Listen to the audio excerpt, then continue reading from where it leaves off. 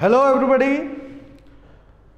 Capital gain में अब तक हमने section 45(1) charging section, section 214 capital asset से रिलेटेड है, ट्रांसफर का मीनिंग।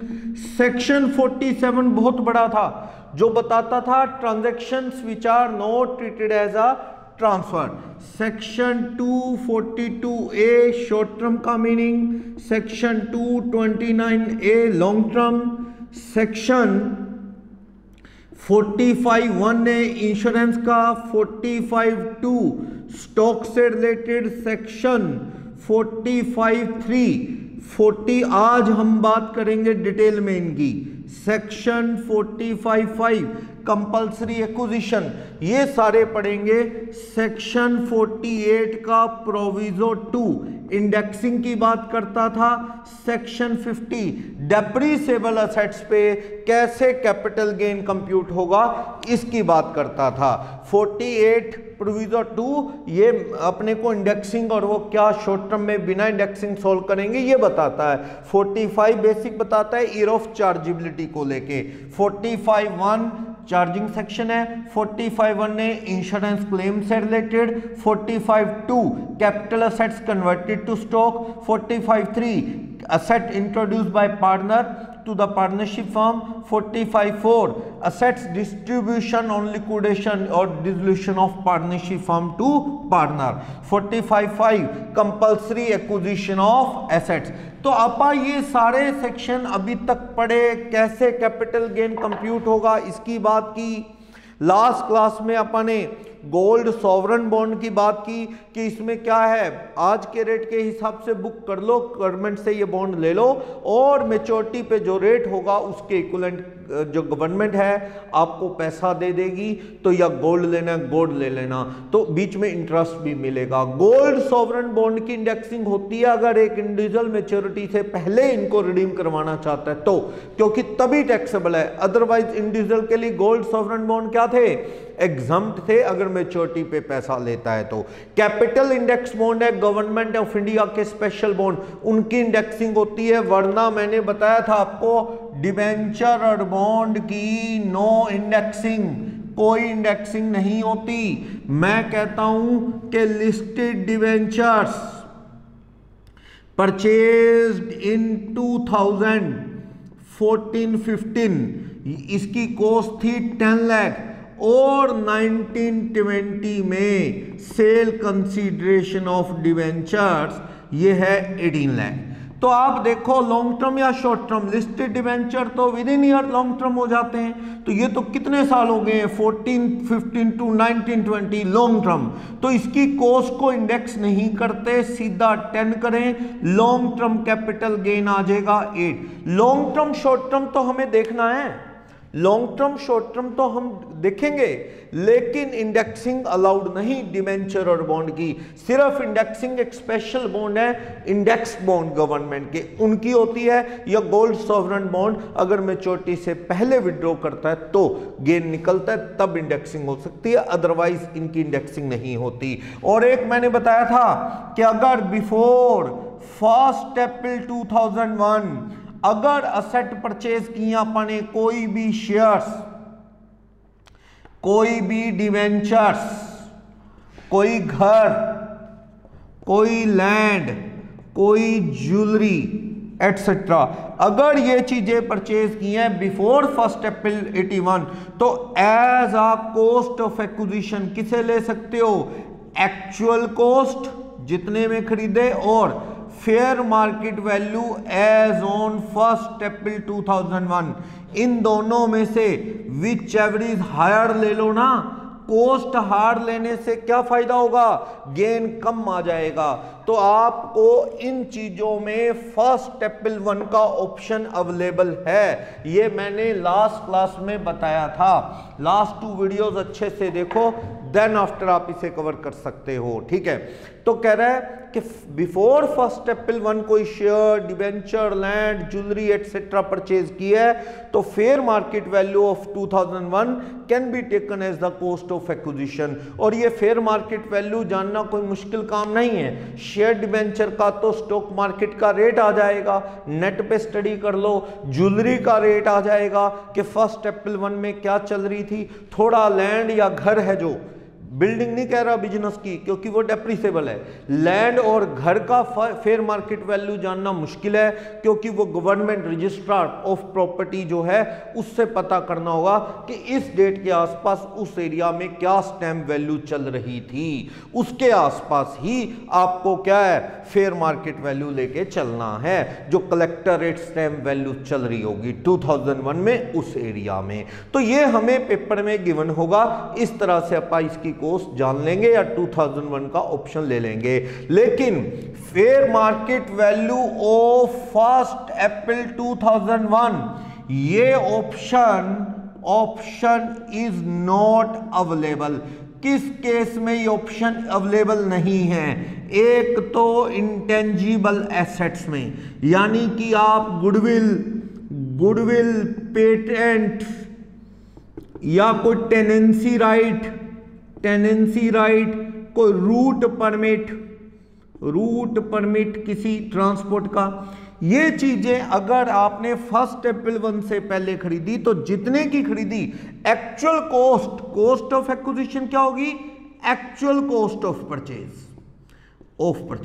जितने की ये चीजें खरीदी वही कॉस्ट लेके चलना है। 1 अप्रैल 1 का ऑप्शन लेके नहीं चलना। हाँ, इंडेक्सिंग करने से मैंने नहीं रोका, इंडेक्सिंग करो, इंडेक्स हो सकता है, लेकिन ऑल डेप्रिसिएबल एसेट्स के अंदर भी 1 अप्रैल 1 का चक्कर ही नहीं, क्योंकि ये तो ब्लॉक सिस्टम से चलता है, आपको पता है, ब्लॉक ऑफ एसेट्स से चलता है। इस पे तो 1 अप्रैल 1 का कोई इश्यू ही नहीं। हमें तो 1 अप्रैल 19 की WDV जो खरीदी ऐड करो, जो बेची लेस करो, इस तरह से सिस्टम चलाना है। तो यानी कि बिजनेस के अंदर यूज होने वाली building, furniture, plant and machinery, computer, जो भी कारें हैं बिजनेस के अंदर एटसेट्रा, इनके ऊपर 1 अप्रैल 1 का कोई इश्यू नहीं। क्यों? क्योंकि इनकी तो ब्लॉक सिस्टम से क्या लेनी है अपने? WDV लेनी है। हाँ, मैंने इंडेक्सिंग को नहीं रोका, इंडेक्सिंग करो आप इंटेंजिबल एसेट्स की, इनकी तो इंडेक्सिंग होती ही नहीं है, इनकी कोई इंडेक्सिंग नहीं होती, नो इंडेक्सिंग। और ये हमेशा ही क्या होती हैं? ऑलवेज शॉर्ट टर्म एसेट्स, क्योंकि ये ब्लॉक सिस्टम से। हाँ, इनकी इंडेक्सिंग करने से हमें कोई नहीं रोकता। मैं इस तरह कह रहा हूं कि सपोज एक आदमी ने बिजनेस की गुडविल परचेज इन 97-98, जिसकी कॉस्ट थी 10 लाख या 1 लाख। ओके, 1 अप्रैल 2001 को ये हमें कह रहा है fair market value of goodwill, उस गुडविल या टेनेंसी राइट का मार्केट में रेट था 2.5 लाख। ओके, 1920 में दुकान की बिल्डिंग बेची, साथ में सेल ऑफ गुडविल, तो सेल कंसीडरेशन कितना आया? मान लो 7 लाख। तो आप कॉस्ट में क्या लेंगे? इंडेक्स कर लो कॉस्ट। गुडविल 3 साल में लॉन्ग टर्म हो जाती, यहां तो साल ही बहुत हो गए, यहां तो 19-20 साल हो गए, 20-21 साल। तो आप 1 लाख कॉस्ट लेंगे, ये नहीं ले सकते आप, क्योंकि इंटेंजिबल एसेट्स में 1 अप्रैल 1 का ऑप्शन अवेलेबल नहीं होता। हाँ, आज का इंडेक्स 289, और मैंने बताया था इंडेक्स जो ये कॉस्ट इन्फ्लेशन इंडेक्स है, ये कमेंट्स कहां से हुए हैं? 2001-2 से, तो नीचे इंडेक्स 100 ही आ सकता है। तो आप इसे इंडेक्स करेंगे तो ये 289,000 बन जाएगा, और आपका गेन 7 लाख माइनस 289, 4,11,000 कौन सा गेन आ जाएगा? Long term capital gain. यानी लॉन्ग टर्म है या short term? Goodwill tenancy right 3 year से ज्यादा है तो लॉन्ग टर्म, वरना शॉर्ट टर्म। लॉन्ग टर्म है तो you can index the cost, पर कॉस्ट ही एक्चुअल कॉस्ट लेनी है जितने की खरीदी, आपको फर्स्ट एप्पल 1 वाला ऑप्शन नहीं लेना। तो इंडेक्सिंग से नहीं रोका, कई बार जल्दी में आप इंडेक्सिंग भी नहीं करते, इंडेक्सिंग करो। इंडेक्सिंग किसकी नहीं करनी? शेयर डिवेंचर की इंडेक्सिंग नहीं करते, सॉरी डिवेंचर की इंडेक्सिंग नहीं करते, डिवेंचर्स और बॉन्ड की, डिवेंचर और bonds note to be index, इनकी इंडेक्सिंग नहीं करते, जो कॉस्ट एंड सेल का डिफरेंस गेन आ जाता है। ओके, डेप्रिसिएबल असेट्स में भी कोई ना इंडेक्सिंग हो ना ही फर्स्ट एप्पल 1 का ऑप्शन। मैं कह रहा हूं कि आपने बिल्डिंग खरीदी, बिजनेस की बिल्डिंग खरीदी, आपने बिल्डिंग खरीदी 98-99 में, जिसकी कॉस्ट है 20 लाख रुपए। फर्स्ट एप्पल 81 में fair market value of building बाजार में पूछा गया तो वो 30 लाख थी। ओके, फर्स्ट एप्पल 2019 में WDV ऑफ बिल्डिंग की WDV डेप्रिसिएशन लगा के मान लो आपकी 2,50,000 पड़ी है फर्स्ट एप्पल 19 को।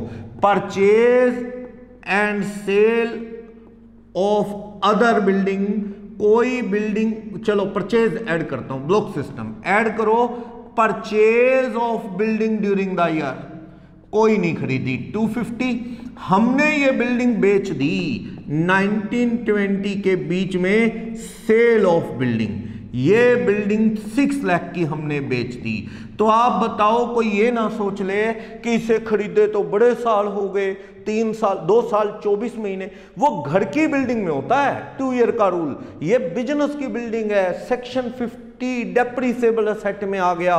परवाह मत करो इसका 81 का रेट क्या है, परवाह मत करो कॉस्ट कितनी है, और लॉन्ग टर्म शॉर्ट टर्म नहीं, ऑलवेज क्या है ये, always all depreciable assets of business always short term in nature, short term capital asset, ये हमेशा ही शॉर्ट टर्म होती हैं। तो इस पे ये शॉर्ट टर्म गेन आ गया 350 का। तो मैं यही तो कह रहा हूं, इंटेंजिबल असेट्स इवन आपने फर्स्ट एप्पल 1 से पहले खरीदी, पर फर्स्ट एप्पल 1 का आपको fair market value as a cost available नहीं है। और दूसरा, इंडेक्सिंग जो है वो इंटेंजिबल की तो होगी ना, डेप्रिसिएबल में फर्स्ट एप्पल 1 का ऑप्शन है, फर्स्ट एप्पल 1 ओके, ना ही फर्स्ट एप्पल 1 का ऑप्शन अवेलेबल है, ना ही क्या है इसकी इंडेक्सिंग होती, इनका तो ब्लॉक सिस्टम से गेन आता है, जैसे कि आप डेप्रिसिएशन के चैप्टर में पढ़ते हो, तो गेन लॉस सेक्शन 50 के अकॉर्डिंग आता है। तो बड़ी इंपॉर्टेंट इंफॉर्मेशन है डिवेंचर वाली, शेयर्स की, शेयर लिस्टेड अनलिस्टेड में 24 मंथ्स में लॉन्ग टर्म, लिस्टेड में 12 मंथ्स में लॉन्ग टर्म, लेकिन ऑप्शन 2001 का अवेलेबल है शेयर्स में, डिवेंचर में, घर में, लैंड में, ज्वेलरी में, लेकिन नहीं अवेलेबल इंटेंजिबल असेट्स में और डेप्रिसिएबल असेट्स में। तो ये चीजें अपने 2-3 क्वेश्चन भी गिवन थे, आप उसके अकॉर्डिंग ट्रांसफर के एक्सपेंसेस कम करते हुए गेन कंप्यूट कर सकते हैं। तो मैंने थोड़ा क्विक रिवाइज करवा दिया वो टॉपिक जो अब तक पढ़ा था। नो इंडेक्सिंग के कुछ पॉइंट आगे कवर होंगे। चलो, तो नोट्स पीडीएफ डाउनलोड कर लें, पेज नंबर 14 पे आते हैं। पेज 14 पे सेक्शन 55 कॉस्ट ऑफ एक्विजिशन से रिलेटेड है। तो ये सेक्शन 55 कॉस्ट ऑफ इंप्रूवमेंट का भी है और ये सेक्शन कॉस्ट ऑफ एक्विजिशन का भी है।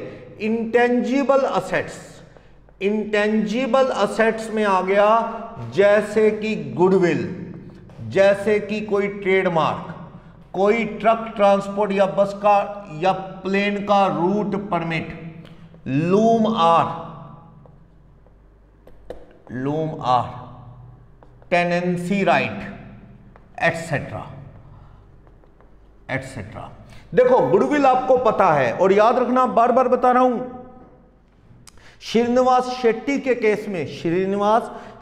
के केस में कोर्ट ने कहा प्रोफेशनल की गुडविल अगर सेल हुई है तो उसकी कॉस्ट डिटरमाइन करना इट इज सो डिफिकल्ट, तो इसलिए प्रोफेशनल की गुडविल पे टैक्स ना लगाया जाए। पर मैंने बिजनेस की गुडविल पे टैक्स लगाना है, प्रोफेशनल की गुडविल टैक्सेबल नहीं होती अगर बिकेगी। पहली बात तो बिकती नहीं, डॉक्टर की, टीचर की, उसके लोग पेशेंट, उसके स्टूडेंट टीचर के साथ ही चले जाते हैं, तो गुडविल बिकती है बिजनेस की हमेशा। चलो गुडविल बिजनेस की, ट्रेडमार्क, रूट परमिट ट्रक का होता है ना, अब ट्रक बेचोगे तो परमिट भी बेचते हो, एयरलाइन वाले अपने प्लेन बेचेंगे तो परमिट भी तो सरकार का लाइसेंस होता है, जैसे टैक्सी का परमिट होता है, वो भी बिकता है, वो इंटेंजिबल असेट्स है। लूम आर, जो लूम समझते हो, लूम वो बेडशीट या ब्लैंकेट बनाने के लिए मशीनें होती हैं, वो लूम बोलते हैं, धागे एक एक धागा निकाले जाते हैं मशीन से और वो बनी जाती है, बेडशीट होगी, ब्लैंकेट हो गई। ये सूरत साइड इधर गुजरात में बहुत लूम लगे हैं। क्या होता है कि आपके पास लूम अवेलेबल है, बड़ी मशीनें अवेलेबल हैं, लेकिन ऑर्डर नहीं है माल के, सारा प्रोजेक्ट लगाया लेकिन आपके पास नंबर ऑफ ऑर्डर उतने नहीं हैं, तो आपने सोचा हमारा काम तो डेली 3-4-5 घंटे में हो जाता है, बाकी टाइम मशीनें भी हैं, बिल्डिंग भी है, लेबर भी है, तो क्यों ना ये टाइम जो है किसी और को, पड़ोसी को दे दें। नेबर में एक आदमी है जिसके पास प्रोजेक्ट बहुत छोटा है पर ऑर्डर बहुत ज्यादा है, तो उसे लगाया project including labour, building, machine, 2 घंटे बेच दिए, 4 घंटे बेच दिए। साल का आपने बात कर ली कि 10 लाख पर आवर के हिसाब से डेली 4 आवर तू काम कर ले, 40 लाख रुपए दे दे, लगाया प्रोजेक्ट ले ले, labour, machine, building, raw material अपना ला और सामान बना, सारा लगाया प्रोजेक्ट आपने एक तरह से 4 आवर उसको दे दिया 40 लाख में, तो आपने 4 घंटे 40 लाख में purchase of loom hour by Ram ने 4 घंटे 40 में लिए। फिर राम ने देखा यार मुझे तो 2 ही घंटे जरूरत है, उसने इसमें से 2 आवर सोल्ड एट 25 लाख। उसकी कॉस्ट कितनी है 2 आवर की? 40 लाख काम करने का राइट है 4 घंटे का, 2 घंटे का राइट कितने का है उसका? 20 लाख। तो राम ने बीच में 5 लाख रुपए क्या कमा लिया? Short term capital gain. वो लूम आर आगे ट्रांसफर होते जाते हैं। तो ये भी एक इंटेंजिबल असेट्स है जो इस तरह आगे बेची जा सकती है। किराए पे रहने का राइट, लगातार कई साल से आप घर में रह रहे हो तो आपका कब्जा ही हो जाता है, समझो बाय लो, पक्के किराएदार हो, मालिक खाली नहीं करवा सकता, ना आप बेच सकते ना वो बेच सकता, तो आपस में अग्रीमेंट हो जाता है। कई बार मालिक लोग आपको कहते हैं ये लो इतने लाख रुपए लो खाली कर दो, तो वो आपको जो पैसा मिला है आपने क्या बेचा है? Tenancy right. तो ये भी एक इंटेंजिबल असेट है। तो ये जितनी भी इंटेंजिबल असेट्स हैं, अगर ये चीजें इफ परचेज्ड, अगर ये चीजें खरीदी हैं तो आप इनकी कॉस्ट क्या होगी? परचेज प्राइस, जितने में खरीदी वही कॉस्ट। इफ सेल्फ जनरेटेड, ये चीजें अगर सेल्फ जनरेटेड हैं तो इनकी कॉस्ट ऑफ एक्विजिशन क्या लेनी है? निल। अगर ये सेल्फ जनरेटेड है तो कॉस्ट ऑफ एक्विजिशन निल लेनी है। याद रखना इनके अंदर फर्स्ट अप्रैल 81 का ऑप्शन भी अवेलेबल नहीं, कॉस्ट 0 लेनी है अगर ये खरीदी ही नहीं। सपोज एक आदमी ने नया बिजनेस शुरू किया, Ram commenced business of cloth का बिजनेस इन ईयर 12-13 में शुरू किया, नया बिजनेस शुरू किया। अब इसने राम ने 1920 में सेल ऑफ बिजनेस गुडविल, इस बिजनेस की बिल्डिंग बेची तो साथ में गुडविल के भी 10 लाख रुपए मिल गए कि चला हुआ नाम है जी, मार्केट में कपड़े का काम है, 10 लाख में चले हुए काम के मिल गए गुडविल के। लेस कॉस्ट, क्या इसने कोई कॉस्ट लगी थी इसकी? नहीं, कोई कॉस्ट नहीं, तो इसकी कॉस्ट निल। लेकिन आपको ये तो सोचना है कि लॉन्ग टर्म है कि शॉर्ट टर्म। जब ये खरीदी नहीं तो यहां से देखो बिजनेस कमेंस कब किया? Year of commencement he goodwill generate होने वाला ईयर है, year of commencement of business. तो बिजनेस कब कमेंस हुआ है? 12-13। तो आपको इसका गैप देखना है 7 साल के आसपास 7-8 साल हो गए, तो कॉस्ट क्या है, नील। ये जो गेन आएगा सारा का सारा लॉन्ग टर्म गेन आएगा। अगर मैं कह दूं कि ये दुकान 17-18 में शुरू की थी, अच्छा नाम बन गया, 2 साल के अंदर ही ये दुकान की गुडविल 10 लाख में बिक गई, क्योंकि गुडविल को लॉन्ग टर्म होने के लिए सेक्शन 229A के अकॉर्डिंग 3 साल चाहिए, और इसको बिजनेस शुरू किए 2 साल हुए हैं, तो ये गेन कौन सा आ जाएगा, शॉर्ट टर्म। तो गेन लॉन्ग टर्म है या शॉर्ट टर्म, उसके लिए तो मुझे पीरियड ऑफ होल्डिंग देखना है, और पीरियड ऑफ होल्डिंग कहां से काउंट करना है, इन विच बिजनेस इज कमेंस्ड। अगर खरीदी होती गुडविल किसी से, तो इन विच गुडविल इज परचेज, वहां से पीरियड ऑफ होल्डिंग शुरू होता, लेकिन अब परचेज तो है नहीं, नया बिजनेस किया है, तो जब से दुकान खोली आपने, नई शुरू की, तभी से मान लिया जाएगा कि गुडविल जो है जनरेट हो गई, उसके अकॉर्डिंग गेन निकालना है, long term short term. First tepal 1 का ऑप्शन भी अवेलेबल नहीं है, और जितने की, अगर मैं क्वेश्चन चेंज कर दूं, मैं कहता हूं ये लो, यहां पे इंडेक्स है, लो 2-3 में गुडविल ये जो है खरीदी थी, यानी कई साल हो गए, इसको खरीदा था 1 लाख में, आज बेच दिया 7 लाख में, और ये साल कितने हो गए, 17 साल हो गए लॉन्ग टर्म। इसको करो इंडेक्स, कॉस्ट क्या होगी, जितने की खरीदी वही कॉस्ट 1 लाख, आज का इंडेक्स 289 अपॉन में इसका इंडेक्स सपोज 105 है, किसका, 2-3 का इंडेक्स, 2-3 का CII 105। तो चलो आप इसे इंडेक्स करेंगे 1 लाख इंटू 289 अपॉन 105, तो ये आ जाएगी इंडेक्स करके 275 238, ये आप ले लेंगे माइनस 7 लाख, गेन आ जाएगा 424,762। तो इस तरह से गेन सोल्व कर लेंगे। अगर ये पहले खरीदी होती, और भी पीछे जाता हूं, सपोज मैं कहता हूं ये बिजनेस शुरू किया था 96-97 में, और परचेज की थी गुडविल, बिजनेस शुरू नहीं किया था, चलो बिजनेस परचेज किया था, राम ने business, Ram take over the business of clothes 96-97 में, गुडविल की कॉस्ट थी, गुडविल परचेज की थी इसने किसी से, मान लो 3 लाख की गुडविल खरीदी थी, 3 लाख रुपए की। 1920 में बिजनेस बेचा तो ये गुडविल 10 लाख की बेच दी। मैं कह रहा हूं 1 अप्रैल 2001 में fair market value of goodwill जो था वो 5 लाख था। क्या 5 लाख ले पाएंगे? नहीं, इसके अंदर 1 अप्रैल 2001 का ऑप्शन अवेलेबल नहीं होता इंटेंजिबल में। हाँ, जो आपने खरीदी वही कॉस्ट 289 अपॉन इंडेक्स 96-97 का तो है ही नहीं, 1-2 से शुरू हुआ था, तो वो लो 3 lakh into 289 upon 3 lakh into 289 upon 100, तो 867 आ गया। ये 867 बेची कितने में? सपोज आपने 10 लाख में, तो आपका यहां पे जो गेन आया 133 का कौन सा गेन आ गया? Long term capital gain. वो तो 3 साल से ज्यादा गैप है, तो long term otherwise short term. Indexing की कोई रोक नहीं, पर 1 अप्रैल 1 का ऑप्शन अवेलेबल नहीं। क्वेश्चन बदल रहा हूं, मैं कह रहा हूं कि 1 अप्रैल 1 में 2 लाख रेट, कुछ मर्जी हो हमें देखना ही नहीं। ये तो और असेट्स में होता है कि अगर 1 अप्रैल 1 का रेट ज्यादा है तो ज्यादा ले लो, अगर ये 3 है वो 2 है तो 3 ही ले लेते। किन असेट्स में? घर में, ज्वेलरी में, शेयर में, डिवेंचर में, पेंडिंग में, लेकिन नहीं लेते इंटेंजिबल असेट्स में 1 अप्रैल 1 का ऑप्शन। इस तरह से प्रोफेशनल की गुडविल की कॉस्ट क्या होती है? कॉस्ट लेनी नहीं, गेन माफ। अगर पिछले वाले मालिक से शॉप आई तो उनकी कॉस्ट ही क्या मान लेंगे? आपकी कॉस्ट, उनकी कॉस्ट, आपकी कॉस्ट। पीरियड ऑफ होल्डिंग भी प्रीवियस ओनर की परचेज की डेट से देखेंगे, और इंडेक्सिंग भी नीचे मंजुला शाह का बॉम्बे हाई कोर्ट का केस है, नीचे इंडेक्स भी कौन सा पुट करेंगे? प्रीवियस ओनर के परचेज वाले साल का।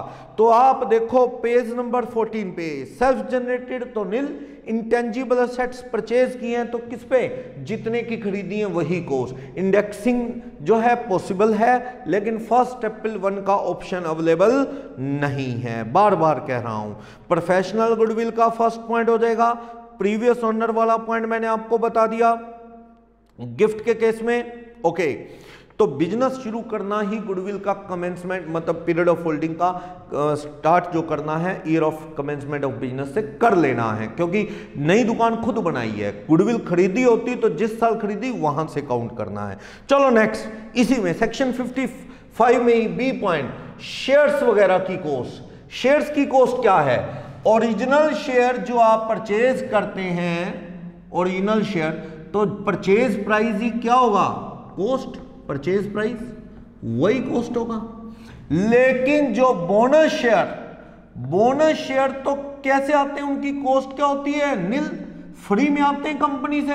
लेकिन नहीं, इफ इशूड बिफोर 1 अप्रैल 2001 और इफ इशूड ऑन और आफ्टर 1 अप्रैल 2001, तो आप देख लेंगे अगर ये शेयर इशू 2001 से पहले हुए हैं तो 1 अप्रैल 2001 का फेयर मार्केट वैल्यू ही क्या ले लिया जाएगा? Cost of. हालांकि कॉस्ट जीरो है, पर जीरो नहीं लेनी। जो बोनस शेयर कब इशू हुए हैं? 1 अप्रैल 1 से। आते तो फ्री में है ये, लेकिन फ्री में आते तब भी 1 अप्रैल 2001 का फेयर मार्केट वैल्यू ही क्या ले लिया जाएगा? कॉस्ट ले लिया जाएगा। लेकिन अगर शेयर 1 अप्रैल 1 या उसके बाद इशू हुए हैं तो इनकी कॉस्ट ऑफ एक्विजिशन क्या लेनी है? नील, जीरो लेनी है इनकी कॉस्ट। बेचोगे सारा गेन आएगा। तो option of 1 April 81 fair market value available in case of, available in case of all shares, सभी शेयर्स में और डिबेंचर में 1 अप्रैल 1 का ऑप्शन अवेलेबल रहता है। इंडेक्सिंग, हां, cost is indexed, cost indexed होती है in shares, not in debenture. Debenture में कॉस्ट इंडेक्स नहीं होती, आप 289 अपॉन समथिंग करके इंडेक्स नहीं कर सकते। तो ये है बोनस शेयर की स्टोरी। मैं क्वेश्चन लेके करके दिखाता हूं बोनस शेयर का क्या इश्यू आता है। मैं कह रहा हूं 96-97 में 1000 शेयर्स परचेज्ड, आपने परचेज किए एट द रेट ऑफ 20, 20 रुपए का एक 20,000 रुपए के ये शेयर खरीदे थे आपने। ओके, फिर कहने लगा कि 99-2000 में आपको 1:2 में बोनस शेयर मिले। तो कितने बोनस शेयर मिल गए आपको?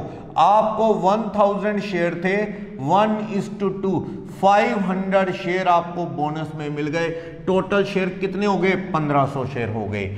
1 अप्रैल 2001 में fair market value of share, fair market value of share 35 रुपए था एक का, या चलो 50 रुपए एक का, रेट बहुत ज्यादा हो गया। चलो फिर कहने लगा कि 1 फरवरी 2002 में, यानी कि 2002-3 वाला साल हो गया, तो 1 फरवरी 2003 में इसको फिर बोनस शेयर मिले 2:3 में, यानी कि इसके पास सारे शेयर थे 1000 प्लस 500, जैसे भी थे 1500 शेयर थे, 1000 ओरिजिनल, 500 बोनस शेयर, 1500, सभी को 2 वाले को 3 दे रहे हैं, तो इसको 1000 शेयर बोनस में और मिल गए। इसकी कोई कॉस्ट है? ना, ना इसकी कॉस्ट थी ना इसकी कॉस्ट थी। अब इसने क्या किया? 1 सितंबर 2019 में all shares sold at the rate, सारे शेयर बेच डाले 120 ईच, 120 एक। तो आप सारे शेयरों पे अलग अलग गेन निकालना चाहे निकाल सकते हैं या इकट्ठा, क्योंकि सारे के सारे लॉन्ग टर्म है। अगर आपको अलग अलग निकालना है तो ओरिजिनल शेयर पे निकालो। पहले तो original share, sale consideration, original share कितने हैं? ये ओरिजिनल शेयर 1000, एक एक शेयर 120 रुपए का बेचा है, तो ये शेयर कितने के बेच दिए होंगे? 1,20,000 लेस कॉस्ट। कॉस्ट को इंडेक्स और करेंगे, कॉस्ट तो 20 रुपए के हिसाब से 20,000 है, पर नहीं, आप 1 अप्रैल 1 का फेयर मार्केट वैल्यू ले सकते हो। 1000 शेयर का 50 रुपए ले लेना, 50,000, इंटू 289 अपॉन 100 करो इंडेक्स। आपने ये वाला रेट ले लिया 50,000 इंटू, क्योंकि फर्स्ट अप्रैल 1 से पहले खरीदे थे, इंटू 289 अपॉन 50,000 इंटू 289 अपॉन 100, तो आपने 144,500 किया, तो लॉन्ग टर्म कैपिटल लॉस आ गया 24,500 का लॉस। ओके, अब फर्स्ट बोनस शेयर की बात करो। फर्स्ट बोनस शेयर्स जो मिले हैं वो कितने के बिक रहे हैं? ये 500 शेयर बिक जाएंगे वही 120 रुपए का एक, कितने के बिक जाएंगे? 60,000 रुपए के इंटू 500।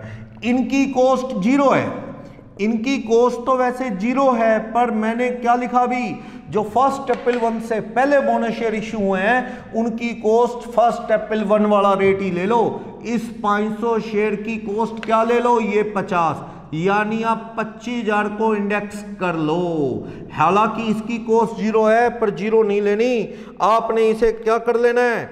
इंडेक्स। तो इस तरह से ये 72,250 आ गया। तो यहां भी 12,250 का क्या गया? Long term capital loss. Loss आ गए दो। अब आ जाओ second bonus share. Second bonus shares जो हैं उनको आपने कितने का बेचा है? वो शेयर आपके पास 1000 है, 120 के हिसाब से आपने कितने में बेच दिया? वो 1,20,000 में। लेस कॉस्ट, कॉस्ट उनकी है ही नहीं, है तो इनकी भी नहीं थी, पर इनका फर्स्ट अप्रैल 1 का रेट कॉस्ट मान सकते हैं, ये रूल है। लेकिन उसकी कॉस्ट फर्स्ट अप्रैल 1 या उसके बाद बोनस शेयर आए हैं, उनकी कॉस्ट क्या लेनी है? देखो नील, इनकी कॉस्ट नहीं लेनी। लॉन्ग टर्म कैपिटल गेन आ जाएगा 1,20,000 रुपए का। तो आप एडजस्ट कर लो, taxable long term capital gain कितना आ गया? तो आप कहना 1,20,000 में से 24,500 एक लॉस एडजस्ट कर लिया, 12,250 एक और लॉस एडजस्ट कर लिया।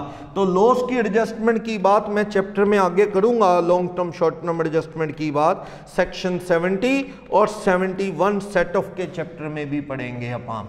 लेकिन फिलहाल लॉन्ग टर्म में से एडजस्ट कर दिया है। तो इस तरह से टैक्सेबल कैपिटल गेन हमारा जो है सोल्व हो गया। तो बोनस शेयर की कॉस्ट क्या है? फर्स्ट अप्रैल 1 से पहले इशू है तो फ्री, पर फर्स्ट अप्रैल 1 का market value as a cost ले सकते हैं। और issued, if issued bonus share issued after owner after first April 1, तो cost must be taken as नील।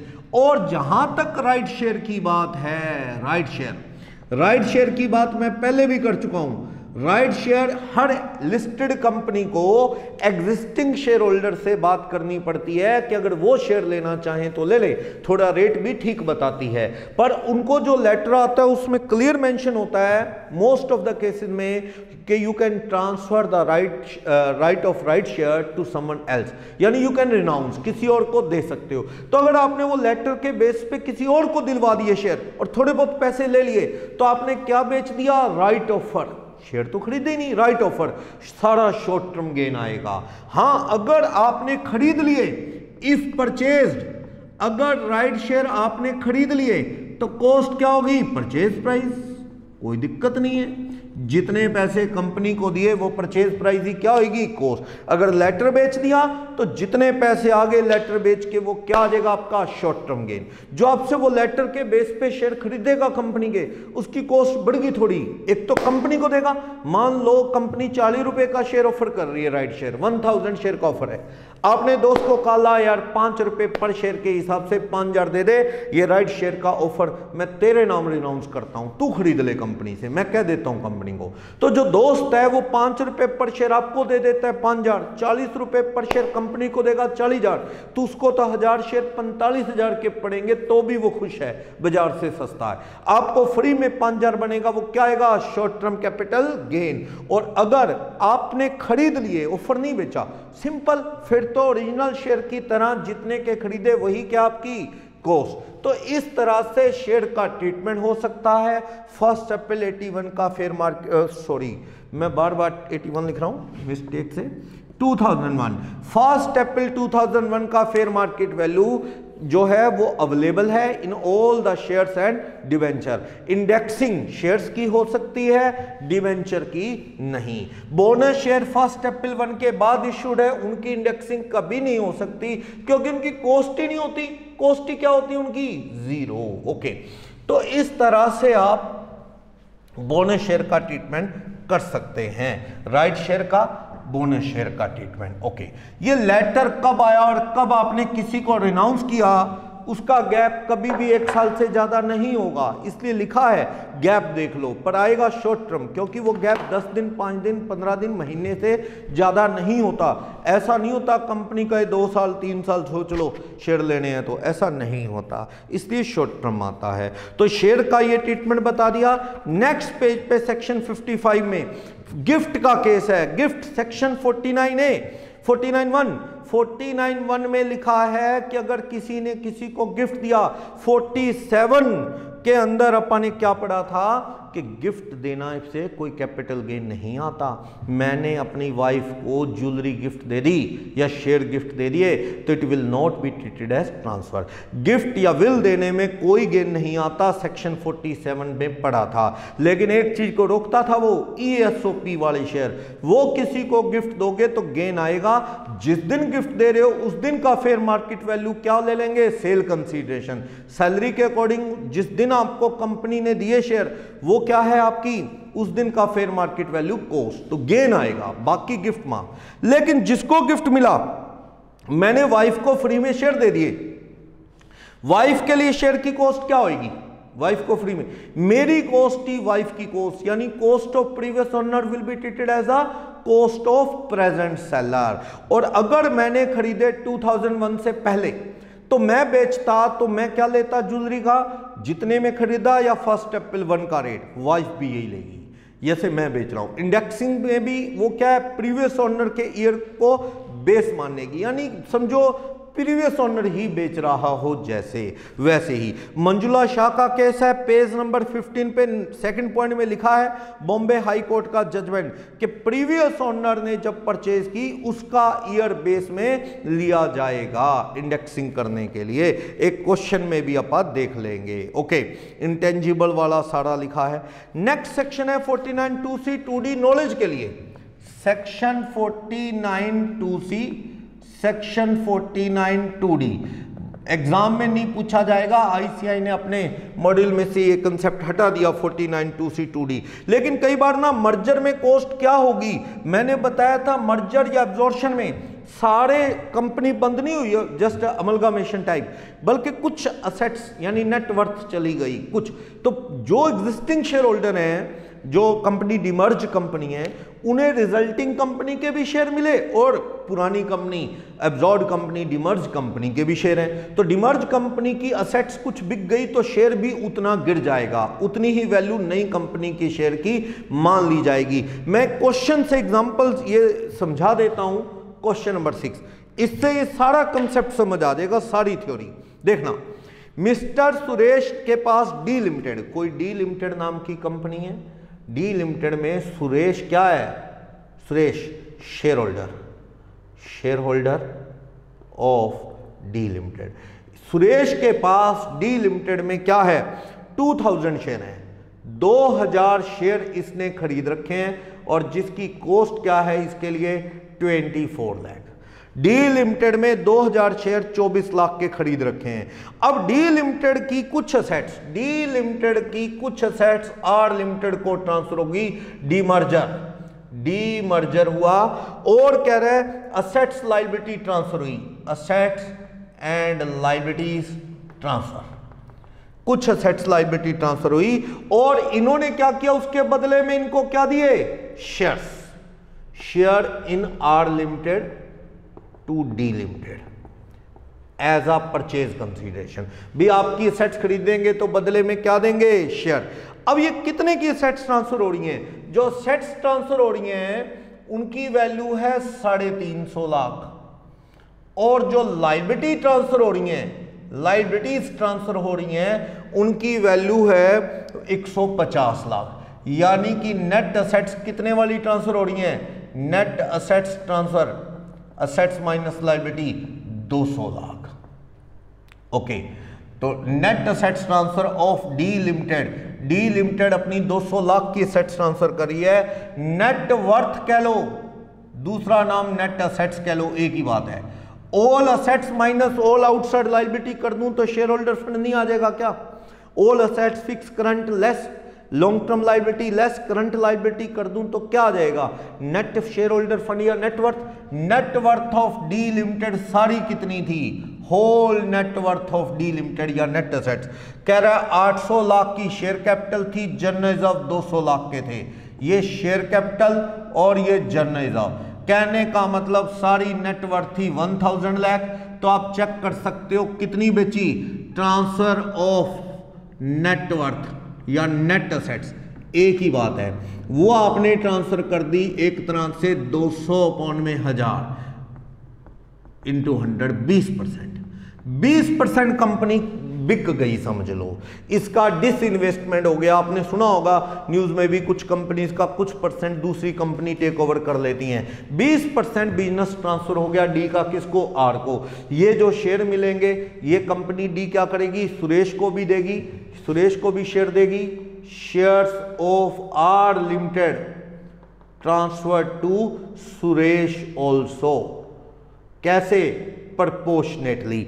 तो सुरेश के पास दो शेयर हैं, एक तो शेयर्स ऑफ डी लिमिटेड है और एक इसके पास क्या गए? Share of R limited. Natural सी बात है, ये 24 लाख वैल्यू तो नहीं रहेगी।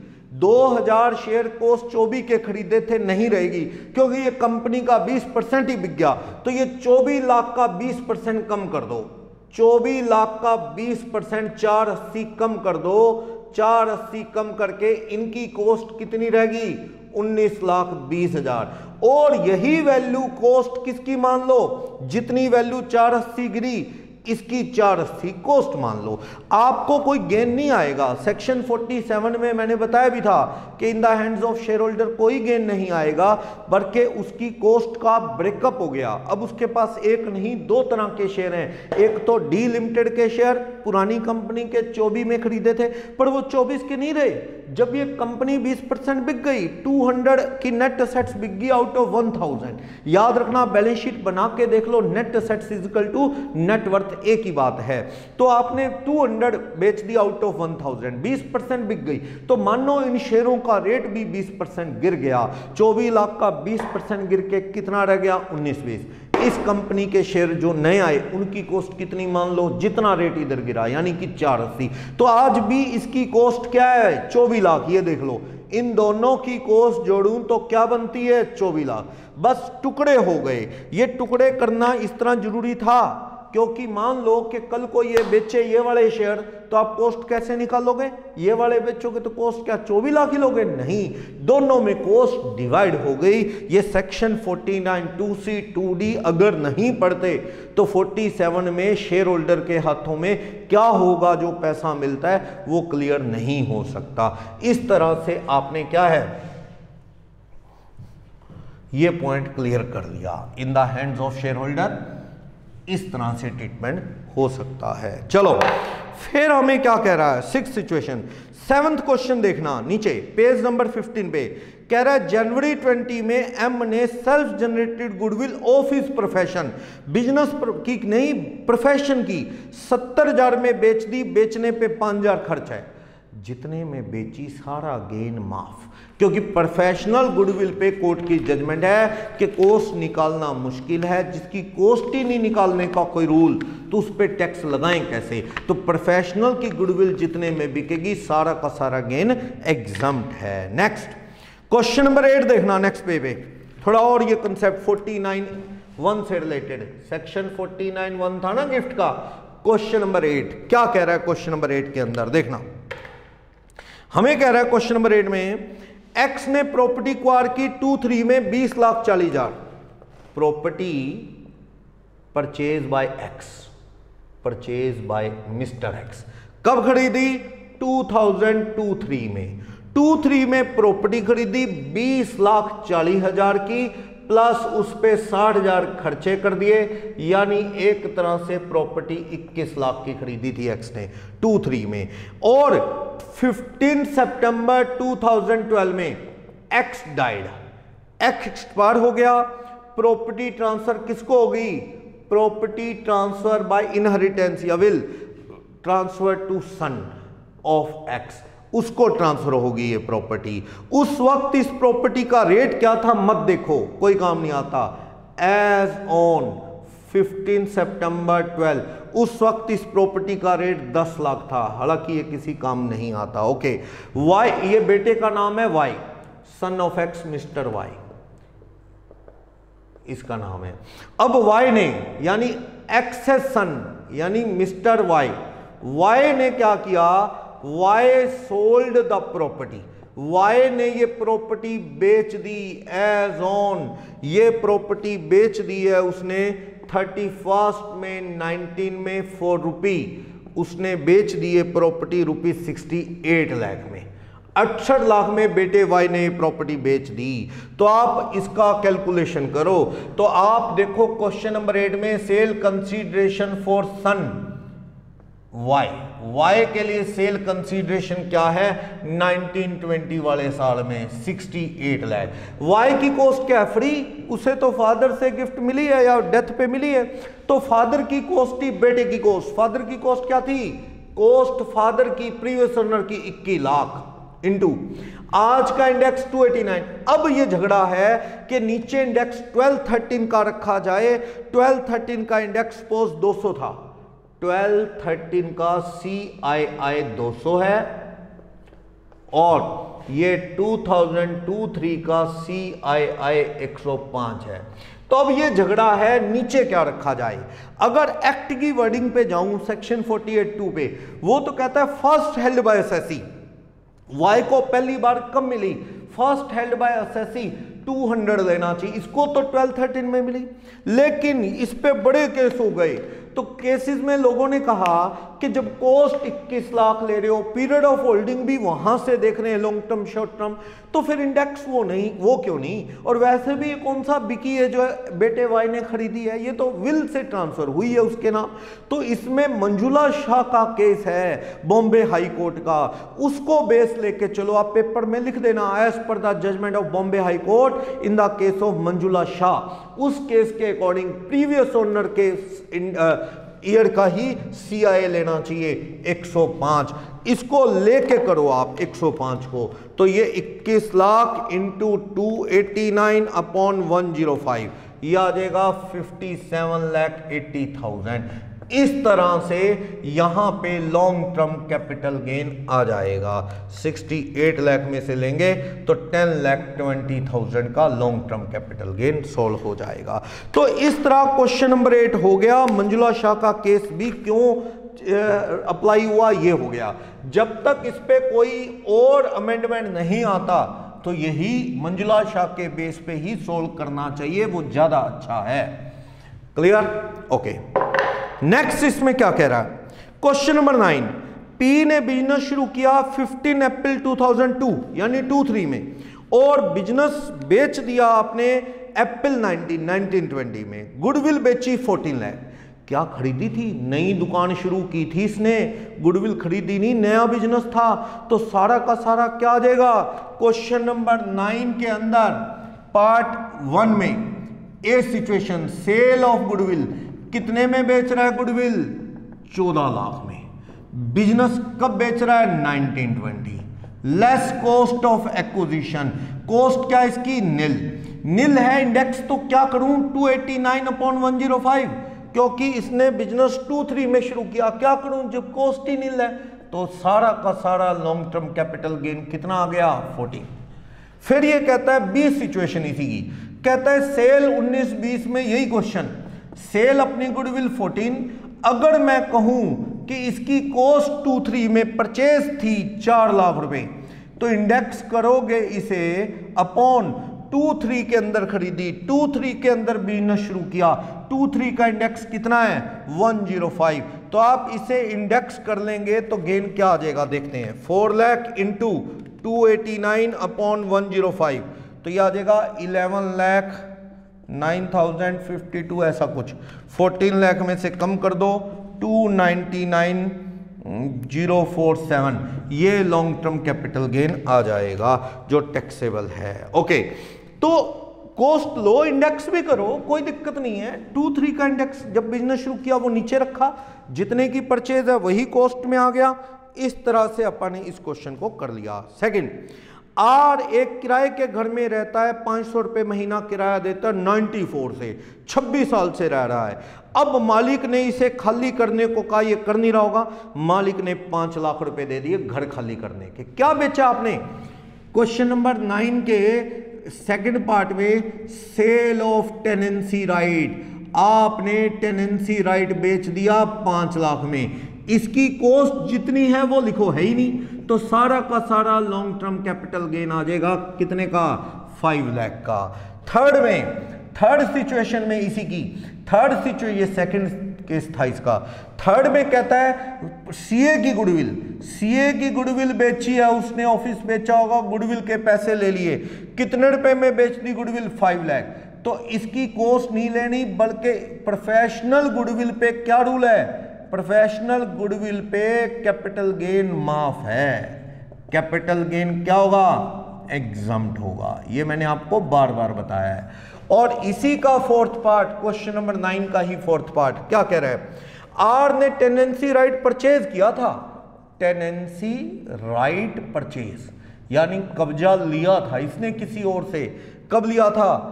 1 अप्रैल 99 को। कॉस्ट लगी थी उस वक्त कितनी?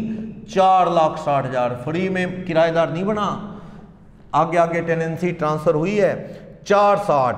और 1 अप्रैल 1 में fair market value of tenancy right, इस टेनेंसी राइट का फेयर मार्केट वैल्यू 550 है। और हमें कहने लगा 14 अगस्त 19 यानी 1920 में सेल ऑफ या ट्रांसफर ऑफ टेनेंसी राइट, आपने कब्जा छोड़ दिया होगा और पैसे ले लिए आपने। कितने मिल गए? 20 लाख। तो टेनेंसी राइट इंटेंजिबल असेट्स है, खरीदा तो वो कॉस्ट होएगी। हाँ खरीदा, कितने का खरीदा? 460। 1 अप्रैल 2001 की fair market value in case of tenancy right या गुडविल अवेलेबल नहीं है, तो आप जो कॉस्ट है वो लो और इंडेक्स करो। कॉस्ट ये नहीं ले सकते आप, ये रूल अभी बताया था। 460 लो, इसे इंडेक्स करो क्योंकि लॉन्ग टर्म है। पहला इंडेक्स तो 1-2 से पहले है ही नहीं, तो आप इसे इंडेक्स करेंगे तो ये आ जाएगी कॉस्ट 13,29,400। तो लॉन्ग टर्म कैपिटल गेन कितना आ जाएगा? यहाँ 20 लाख से डिफरेंस लो, 670,600 का लॉन्ग टर्म गेन आ जाएगा। तो इस तरह से क्वेश्चन नंबर 9 हो गया। तो अच्छा क्वेश्चन था ये। नेक्स्ट इसमें कॉस्ट ऑफ इंप्रूवमेंट की बात करता है सेक्शन 55 में। कॉस्ट ऑफ इंप्रूवमेंट क्या कह रहा है? सेक्शन 55 कॉस्ट ऑफ एक्विजिशन का भी है और कॉस्ट ऑफ इंप्रूवमेंट। ये मैंने बताया था इंप्रूवमेंट क्या होती है, जो एक्स्ट्रा खर्चा लगता है इंटेंजिबल असेट्स में। If incurred, cost of improvement incurred, तो ले लो बस, अमाउंट इनकर्ड ही क्या होगा? Cost of improvement. Self generated है, इंप्रूवमेंट है नहीं, एक्चुअल पैसा नहीं लगा तो छोड़ो। अदर असेट्स सच एज कोई ज्वेलरी में आपने लॉकेट डलवा लिया, कोई घर है उसके ऊपर रूम बना लिया, लैंड के ऊपर आपने बढ़िया बाउंड्री वगैरह लगा दी एटसेट्रा। तो कोई रूट परमिट में भी होता है, पहले हरियाणा पंजाब का परमिट था, दिल्ली हरियाणा पंजाब, फिर आपने ऑल इंडिया का लिया तो कुछ पैसे और दिए, तो that is cost of improvement. Intangible assets में भी हो सकता है इंप्रूवमेंट, परमिट वगैरह में। ओके, अगर नहीं कोई पैसा लगा तो कोई इंप्रूवमेंट है ही नहीं इंटेंजिबल का।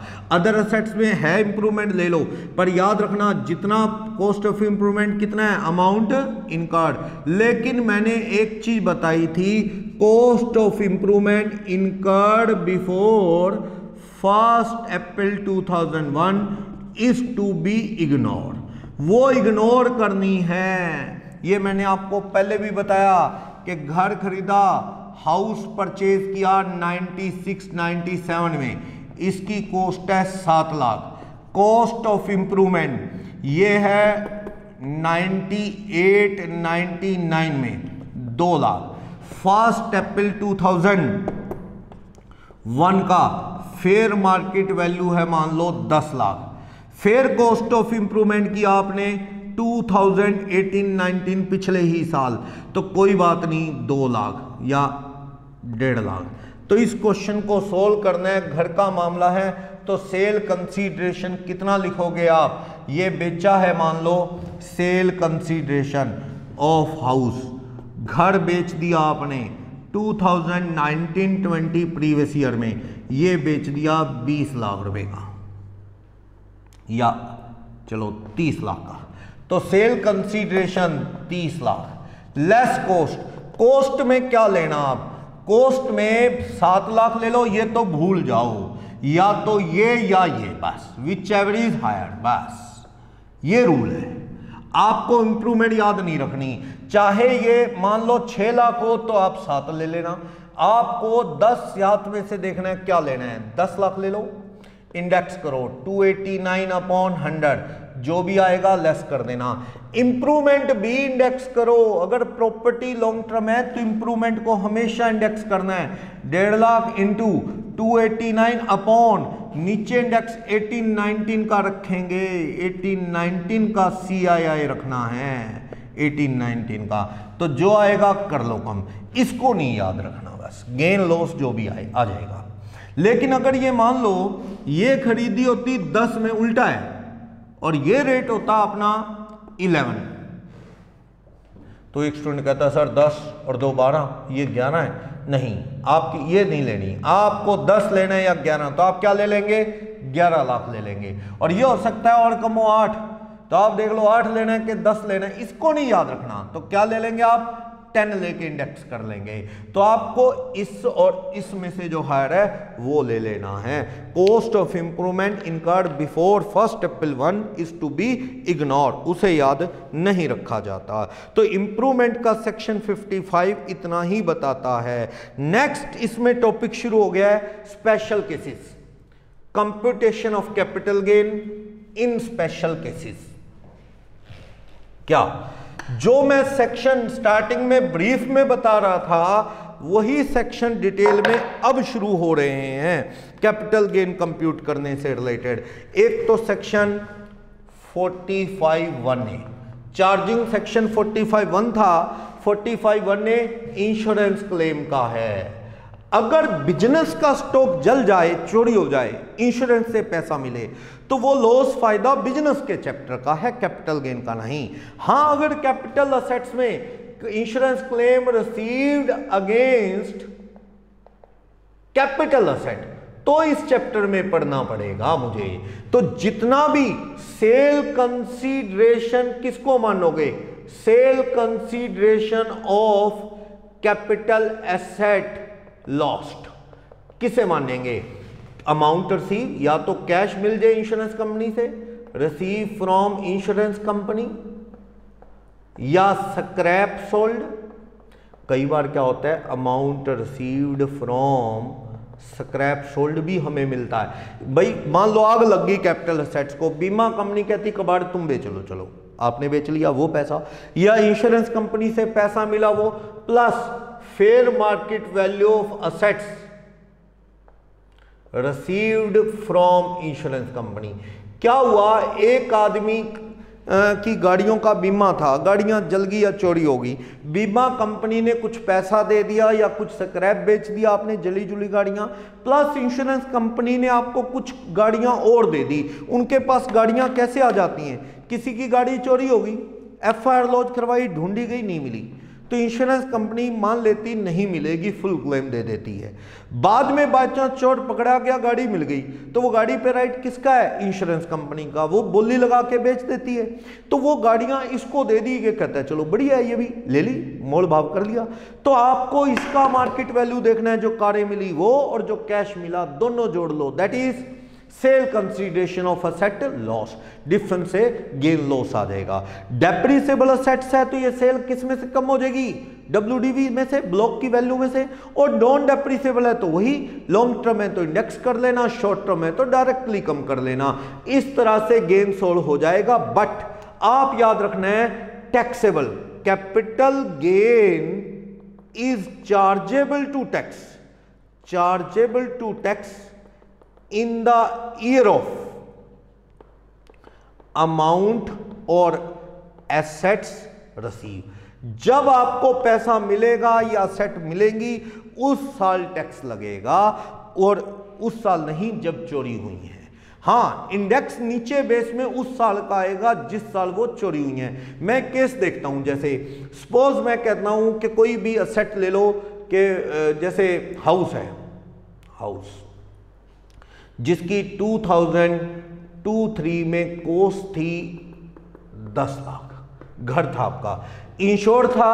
1920 में जो हाउस की बिल्डिंग है वो क्या होगी, collapsed, collapsed due to earthquake, earthquake से बिल्डिंग कोलैप्स हो गई, और लेकिन इसका इंश्योरेंस क्लेम रिसीव्ड ऑन 2021 में मिला आपको इसका 24 लाख, 24 लाख, या चलो 24 लाख, चलो 24 लाख। तो आप देखो घर लॉन्ग टर्म है कि शॉर्ट टर्म, घर था आपका इंश्योर्ड, ये 23 से लेके 1920 में ये बिल्डिंग कोलैप्स हुई, अगले साल पैसा मिला 2021 में, प्रीवियस ईयर में, प्रीवियस ईयर 2021 में। तो आप देखो कि सेल ऑफ हाउस, तो उसके लिए इंश्योरेंस क्लेम सेल कंसीडरेशन है कितने रुपए, 24 लाख, लेस कर लो आप कॉस्ट। और ये लॉन्ग टर्म असेट्स है, घर की बिल्डिंग है, बिजनेस की बिल्डिंग होती तो WDV देता पेपर में, ये घर की बिल्डिंग है, तो आप इसकी कॉस्ट लो 10 लाख, इंडेक्स करो, नीचे इंडेक्स 23 का, 23 का इंडेक्स जो है सपोज वो पेपर में दिया हुआ है 105, तो नीचे 105, ऊपर 20-21 का रखूं कि 19-20, जब वो घर ही नहीं रहा 19-20 के बाद, तो 20-21 का इंडेक्स कैसे रख लेंगे। आपको ऊपर इंडेक्स इस साल का लेना है, इन विच प्रॉपर्टीज ट्रांसफर, ये जो न्यूमरेटर में इंडेक्स लेना है ना, ये वाला CII of the year in which capital asset is transferred. ये रूल है, चैप्टर में आगे भी काम आएगा। सरकार जमीन जब्त कर लेती है 18-19 में या 19-20 में, लेकिन पैसा दे रही है 20-21, तो आप टैक्स 20-21 में भरेंगे, कोई दिक्कत नहीं, पर गेन तो निकाल के वेटिंग में रख लिया जाएगा। ऊपर इंडेक्स उस साल का आएगा जिस साल असेट ट्रांसफर हुई। इस क्वेश्चन में ये कौन सा साल है, दैट इज 2019-20, तो ऊपर इंडेक्स जो आएगा 1920 का, तो आप गेन तो 1920 के हिसाब से निकाल लेंगे, 289 डिवाइडेड बाय 105, तो ये आ गया 27,52,380। तो ये जो लॉस आ गया 352-380, गेन हो या long term capital loss, to be assessed in previous year 2020-21 in which amount is received, जिसमें पैसा मिलेगा। गेन आता तो भी टैक्स, लॉस आएगा तो ये किस साल का लॉस माना जाना है, 19-20 का नहीं, किस साल का, 20-21 का माना जाना है। हाँ, गेन निकालने के लिए ऊपर इंडेक्स किस साल का आएगा, जब प्रॉपर्टी रही नहीं। सरकार ऐसा ही करती है, कई बार जमीनें एक्वायर कर ली 19-20 में, लेकिन पैसा दे रही है 5 साल बाद 25-26 में। इंडेक्स करने के लिए ऊपर इंडेक्स तो किसका आएगा, 1920 का, उसके बाद प्रॉपर्टी रही नहीं, छिन गई वो तो 19-20 में, तो इंडेक्स 19-20 का आएगा न्यूमरेटर में। लेकिन जो गेन निकालोगे वेटिंग में रखो, टैक्स तब भर देना जब हाथ में माल आएगा।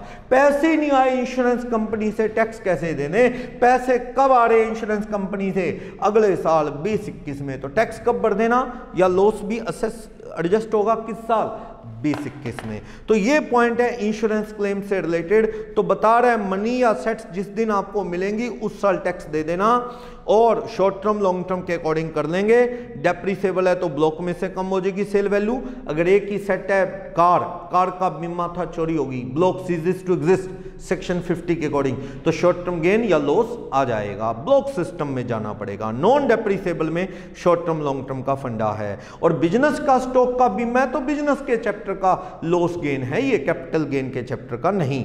तो क्वेश्चन नंबर 10 से ये कंसेप्ट थोड़ा और क्लियर हो जाएगा। सेक्शन 45(1)(a), सेक्शन 45(1) ये था चार्जिंग सेक्शन, 1 में इंश्योरेंस क्लेम से रिलेटेड है। तो देखते हैं क्या कह रहा है क्वेश्चन नंबर 10 में। क्वेश्चन नंबर 10 में कह रहा है कि आयुष लिमिटेड ने 20 लाख रुपए की 30 दिसंबर 2017 में आ गया। कहता है कि machine new plant and machinery लगाई 20 लाख, लेकिन इस पे गवर्नमेंट ने ग्रांट दे दी। कितने की ग्रांट दे दी? 5।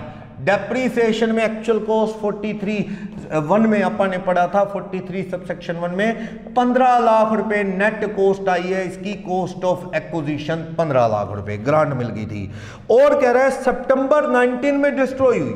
डिस्ट्रॉय कब हुई? सितंबर 19 यानी कि 19-20 में ये प्लांट एंड मशीनरी क्या होगी? डिस्ट्रॉयड। तो प्लांट एंड मशीनरी तो बिजनेस की एसेट है, बिजनेस की सेट है। ये तो फिर क्या है? बिजनेस की प्लांट एंड मशीनरी तो एक डेप्रिसिएबल एसेट है। तो इसके लिए तो मुझे WDV पे फाइंड आउट करो। Find out WDV of plant and machinery as on 1 April 19, क्योंकि 19-20 पे ये डिस्ट्रॉय हुई है, ट्रांसफर हुई है। तो आप देखो इस पे डेप्रिसिएशन काटो। पहले तो किस साल का काटोगे? 17-18 का डेप्रिसिएशन लगाओ। 15 लाख मशीनों पे 15% लगता है, 6 महीने का लगाएंगे। 6 महीने का क्यों लगाएंगे हम?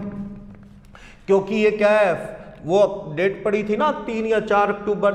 इस साल 4 अक्टूबर है, लेकिन 17-18 में, क्योंकि वो फरवरी 28 का था, वहां पे डेट है 3 अक्टूबर। चलो उसके बाद खरीदी है तो हाफ ईयर का लगेगा। 15 लाख पे 7.5%, 1,12,500 लग गया। तो WDV कितनी आ गई 15 लाख में कम करके? 13,87,500। तो WDV प्लांट एंड मशीनरी की 1 अप्रैल 2018 में ये आ गई। अब फिर डेप्रिसिएशन कम करो, किस साल का? 17-18 का। लगाओ पूरे साल का। 13,87,500 का 15% लगाओ। 13,87,500 का 15%, 208,125। तो आप देखो आपकी WDV जो है, WDV 1 अप्रैल 19 कितनी आई प्लांट एंड मशीनरी की? वो WDV जान लो। 13,87,500, 11,79,375 ये WDV जान ली अपन ने। ये WDV कितनी आ गई? 11,79,375। वैसे इसने क्वेश्चन में नीचे ये डेप्रिसिएशन सोल्व करके मुझे दे दिया था दोनों साल का, पर अपन ने सोल्व किया तो भी कोई प्रॉब्लम नहीं आई, ये सोल्व हो गया। ओके, हमें गिवन है, हमने यूज किया। अब कुछ लोगों के माइंड में ये क्वेश्चन भी आ रहा होगा, क्या पता सर ये नई मशीन खरीदी एडिशनल डेप्रिसिएशन लगाओ। तो वो अगर वो मैन्युफैक्चरिंग के लिए तो बिल्कुल एडिशनल लगाओ, पर हमें तो ये क्वेश्चन में दे रखा है सोल्व करके, तो श्योर ये वो पर्पस वाली मशीन नहीं होगी जो ऑफिस वगैरह और इस तरह की होगी, क्योंकि गिवन डेप्रिसिएशन यही बनता है नॉर्मल वाला। चलो मुझे तो ये देखना है 1 अप्रैल 19 को opening WDV of plant and machinery कितनी है? वो है 11,79,375 लेस सेल कंसीडरेशन, यानी इंश्योरेंस क्लेम क्या मिल रहा है? इंश्योरेंस क्लेम मिल रहा है, बीमा कंपनी 10 लाख दे रही है, प्लस कह रही है कचरा भी तू बेच ले, स्क्रैप तू बेच ले। 12.5 लाख रुपए एक तरह से आपको यहां मिल रहा है। तो यहां शॉर्ट टर्म कैपिटल गेन कितना आ जाएगा? 1250 माइनस 11,79,375, 70,625 का short term capital gain solve हो जाएगा। तो इस तरह से आपने क्वेश्चन नंबर 10 जो है ये सॉल्व कर लिया। इसी से रिलेटेड क्वेश्चन नंबर 11 है, अच्छा क्वेश्चन है क्वेश्चन नंबर 11, देखना ब्रीफ में करता हूं। क्वेश्चन नंबर 11 क्या कह रहा है? आर के पास घर है, कब खरीदा? फर्स्ट में 99 में cost of acquisition of house, ये घर खरीदा इसने 3 लाख रुपए का। ओके, और ये प्रॉपर्टी डिस्ट्रॉयड, आग लग गई घर में, डिस्ट्रॉयड 23 अप्रैल 19 में आग में खत्म हो गई, और इंश्योरेंस क्लेम कितना मिला? इंश्योरेंस क्लेम, ये डिस्ट्रॉयड ऑन, ये तो इस डेट को destroy, insurance claim received on, कब मिला ये पैसा? इंश्योरेंस का पैसा आपको मिल रहा है, the said property was destroyed by fire on 23 अप्रैल 19, और आर को ये पैसा मिल कब रहा है? ये मिल रहा है 55 lakh for the insurance company during the year. तो ऐसा है कि इसे पैसा भी इसी साल मिल गया है। ओके, तो 1 अप्रैल 2001 में फेयर मार्केट वैल्यू इस घर की कितनी है? 16 लाख। ओके, तो इंश्योरेंस क्लेम रिसीव्ड ऑन, यही डेट को मिल गया, रिसीव्ड इन 1920, इसी डेट को मिल गया मानो साथ साथ। तो सेल कंसीडरेशन घर का, इंश्योरेंस क्लेम मिला, कितने रुपए का क्लेम दे रही है बीमा कंपनी? 55 लाख 55। आपके लिए कॉस्ट क्या है? खरीदा 3 पर 1 अप्रैल का रेट ले लो ना, तो कितना ले लोगे? 16 लाख, 289 अपॉन 100 करके आप इसको क्या कर ले? इंडेक्स 16 लाख इंटू 289 अपॉन 100, तो ये आ जाएगा 46,24,000। कम कर लो 55, तो ये आ जाएगा 8,76,000 लॉन्ग टर्म कैपिटल गेन इस घर में। बी केस में कहता है कि what shall be the gain if asset was destroyed by fire on 3 मार्च 19, और कंपनसेशन जो मिला कब मिला? अब ये देखो, कंपनसेशन अगर 1920 में मिल गया फिर तो ये टैक्सेबल है, और अगर ये कंपनसेशन बी सिचुएशन ए, अगर ये compensation 1920 B situation, if compensation insurance received in 2020-21, अभी केस करवाया था मैंने आपको कि अगर ये 2021 में अगर ये क्लेम मिलेगा, 2021 में टैक्सेबल होगा, बस गेन तो यही आएगा, पर टैक्सेबल क्या हो जाएगा? 870। थोड़ा क्वेश्चन और बदलना चाहो तो और भी बदल सकते हैं, आंसर में फिलहाल कोई फर्क नहीं पड़ेगा। अगर ये 2021 में मिलेगा तो टैक्सेबल किस साल होगा? टैक्सेबल इन 2021, यानी आप वही 55 लाख लेस कॉस्ट इंडेक्स करोगे, कितनी कॉस्ट? 16 लाख इंटू इंडेक्स तो ऊपर 19-20 का आएगा, क्योंकि डिस्ट्रॉय कब हुई है? 23 अप्रैल 19 को डिस्ट्रॉय हुई है। हाँ, पैसा मिल रहा है next year, tax next year लगा देंगे, उससे मुझे कोई फर्क नहीं पड़ेगा। तो गेन कितना रहेगा? वही रहेगा taxable long term capital gain, कितना? 876 ही रहने वाला है। तो ये डिपेंड करता है कि कब पैसा मिल रहा है। अगर मैं क्वेश्चन को थोड़ा और चेंज करूं, मैं कह दूं सी सिचुएशन, मैं कह दूं क्वेश्चन सारा चीज है, मैं कहता हूं कि कंपनसेशन रिसीव कब हुआ? 1920, बट हाउस डिस्ट्रॉयड कब हुआ? House destroyed in 1819। अब मैंने कहा कि आग जो लगी है 18-19 में, लेकिन पैसा कब मिला? 19-20, तो ये टैक्सेबल 19-20 में तो होगा, लेकिन प्रॉब्लम क्या आने वाली है? अब प्रॉब्लम ये आने वाली है कि यहां इंडेक्स किस साल का आएगा?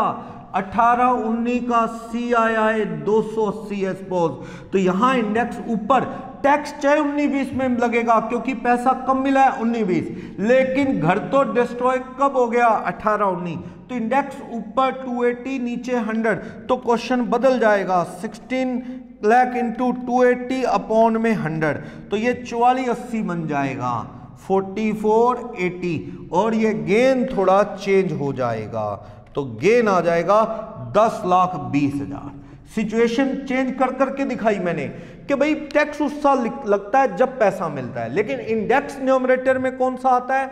जब वो क्या चीज रियल में अपनी ट्रांसफर होती है, यानी यहां पे ट्रांसफर क्या है? डिस्ट्रॉय होना, डिस्ट्रॉय होगी उस साल, समझो ट्रांसफर होगी, उसका इंडेक्स न्यूमरेटर में आता है। ये चीज आपने माइंड में रखनी है। ओके, नेक्स्ट 45(1)(a, नेक्स्ट इसमें क्या कह रहा है? Capital assets converted to stock. इसके अंदर next point capital assets converted to stock, section 45(2) का एग्जांपल मैं पहले भी ले चुका हूं। क्या हुआ? कैपिटल असेट थी कुछ साल, तो जैसे कि वो बिल्डिंग थी, अपना घर था, हाउस, घर था, हाउस की बिल्डिंग थी, अब क्या हुआ, कुछ साल बाद converted to stock in trade. Stock in trade आपने उस पे फॉर सेल का टैग लगा दिया, फॉर सेल का टैग, बिजनेस शुरू कर लिया प्रॉपर्टी का आपने। तो आप देखो इसकी कॉस्ट मान लो 10 लाख थी, ठीक है, और ये जो बिल्डिंग थी ये खरीदी कब थी, वो आप देख लो कि 1 अप्रैल 2001 में इसकी फेयर मार्केट वैल्यू जो थी 1 अप्रैल 1 को इस बिल्डिंग की फेयर मार्केट वैल्यू ये खरीदी थी मान लो 98-99 में 10, लेकिन 15 लाख मार्केट रेट था 1 अप्रैल 1 में। आपने क्या किया 2016-17 में आपको, या 18-19 में ले लेता हूं, 18-19 में आपने क्या कर लिया, घर बेचना, रियल एस्टेट का बिजनेस शुरू कर दिया, स्टॉक में बदल दिया इसे। लेकिन गेन निकाल लो, पर उसके लिए मुझे fair market value as on the date of conversion, conversion की डेट का मुझे यहां पे क्या चाहिए, फेयर मार्केट वैल्यू। यानी कि जब ये बदला 18-19 में, ये 1 में 18 में बदला, तो मुझे 1 में 18 का फेयर मार्केट वैल्यू चाहिए 70 लाख है। तो आप गेन निकाल के रख लो, पर टैक्स तब लगेगा जब ये बिकेगी। तो आप इसमें 18-19 में क्या कर लो, सेल कंसीडरेशन ऑफ हाउस, यानी आप fair market value at conversion, ये कैपिटल असेट ही चल रही थी ना अब तक, जब से खरीदी और इस डेट तक ये क्या चल रही थी, कैपिटल असेट। तो घर कैपिटल असेट है, 2 साल में लॉन्ग टर्म हो जाता है, और इसे खरीदे तो 98-99 से 18-19 20 साल हो गए, 2 साल 24 महीने में लॉन्ग टर्म हो जाता है। तो ये क्या है 70 लाख लेस। कॉस्ट को इंडेक्स करो, 10 ले लो या 81 का वो 2001 का 15 लाख ले लो, इंटू 15 लाख, इनटू यहां पे जो इंडेक्स रखेंगे वो न्यूमरेटर में आएगा जिस साल कन्वर्ट की, 18-19 का CII, 18-19 का न्यूमरेटर में रखेंगे जो कि 280 है। तो ये 280 अपॉन इंडेक्स नीचे 100, तो करो 15 लाख इंटू 280 अपॉन 100, ये 42 लाख आ गया, और 28 लाख रुपए ये लॉन्ग टर्म कैपिटल गेन है, बट वेटिंग में ये टैक्स नहीं लगेगा। गेन सोल्व करके रख लो। मैं ये कह रहा हूं कि 19-20 में क्या हुआ, ये जो कन्वर्ट किया था ना घर, ये क्या है, दैट हाउस, जो कि क्या बन गया था, स्टॉक ऑफ बिजनेस, सोल्ड। 19-20 में बिक गया, 4 ये बिक गया, मान लो 60 में बिका तो 10 लाख बिजनेस लॉस, 70 से ऊपर बिका तो बिजनेस इनकम, मैं कह रहा हूं 77 में बिका तो बिजनेस की इनकम कितनी आ जाएगी, 77 में बिका, fair market value at conversion, उसका डिफरेंस बिजनेस की इनकम है कितना, 7 लाख बिजनेस की इनकम आ गई, long term capital gain waiting में है 28 लाख। इन दोनों पे टैक्स कब लगेगा, इन दोनों पे taxable in the year of actual sale from business, sale from business से जब ये एक्चुअल में बिकेगा उस साल टैक्सेबल लगेगा, दैट इज 1920, 19-20 में टैक्स लगेगा। तो मैंने ये सिचुएशन सारी एक बार पहले बताई थी, एक बार फिर होगी। बस एक चीज याद रखना, इसमें अगले पेज पे देखो तो एक सेक्शन है, सेक्शन 28(6)(a), उल्टा है। स्टॉक, बिजनेस का स्टॉक जो है वो कन्वर्टेड है, converted to capital asset, to capital asset, उल्टा हो गया। अब तो कैपिटल एसेट स्टॉक में बदली थी, अब ये बिजनेस का स्टॉक किस में बदल गया, कैपिटल एसेट में बदल गया। मान लो ये जो दुकान पे खरीदा था 16-17 में, ये क्या था, एक बिजनेस की बिल्डिंग, ये मतलब ये ना रियल एस्टेट का काम करते हैं, एक बिल्डिंग थी हेल्ड फॉर सेल, एक बिल्डिंग थी बिजनेस का स्टॉक जिसकी कॉस्ट थी मान लो 10 लाख।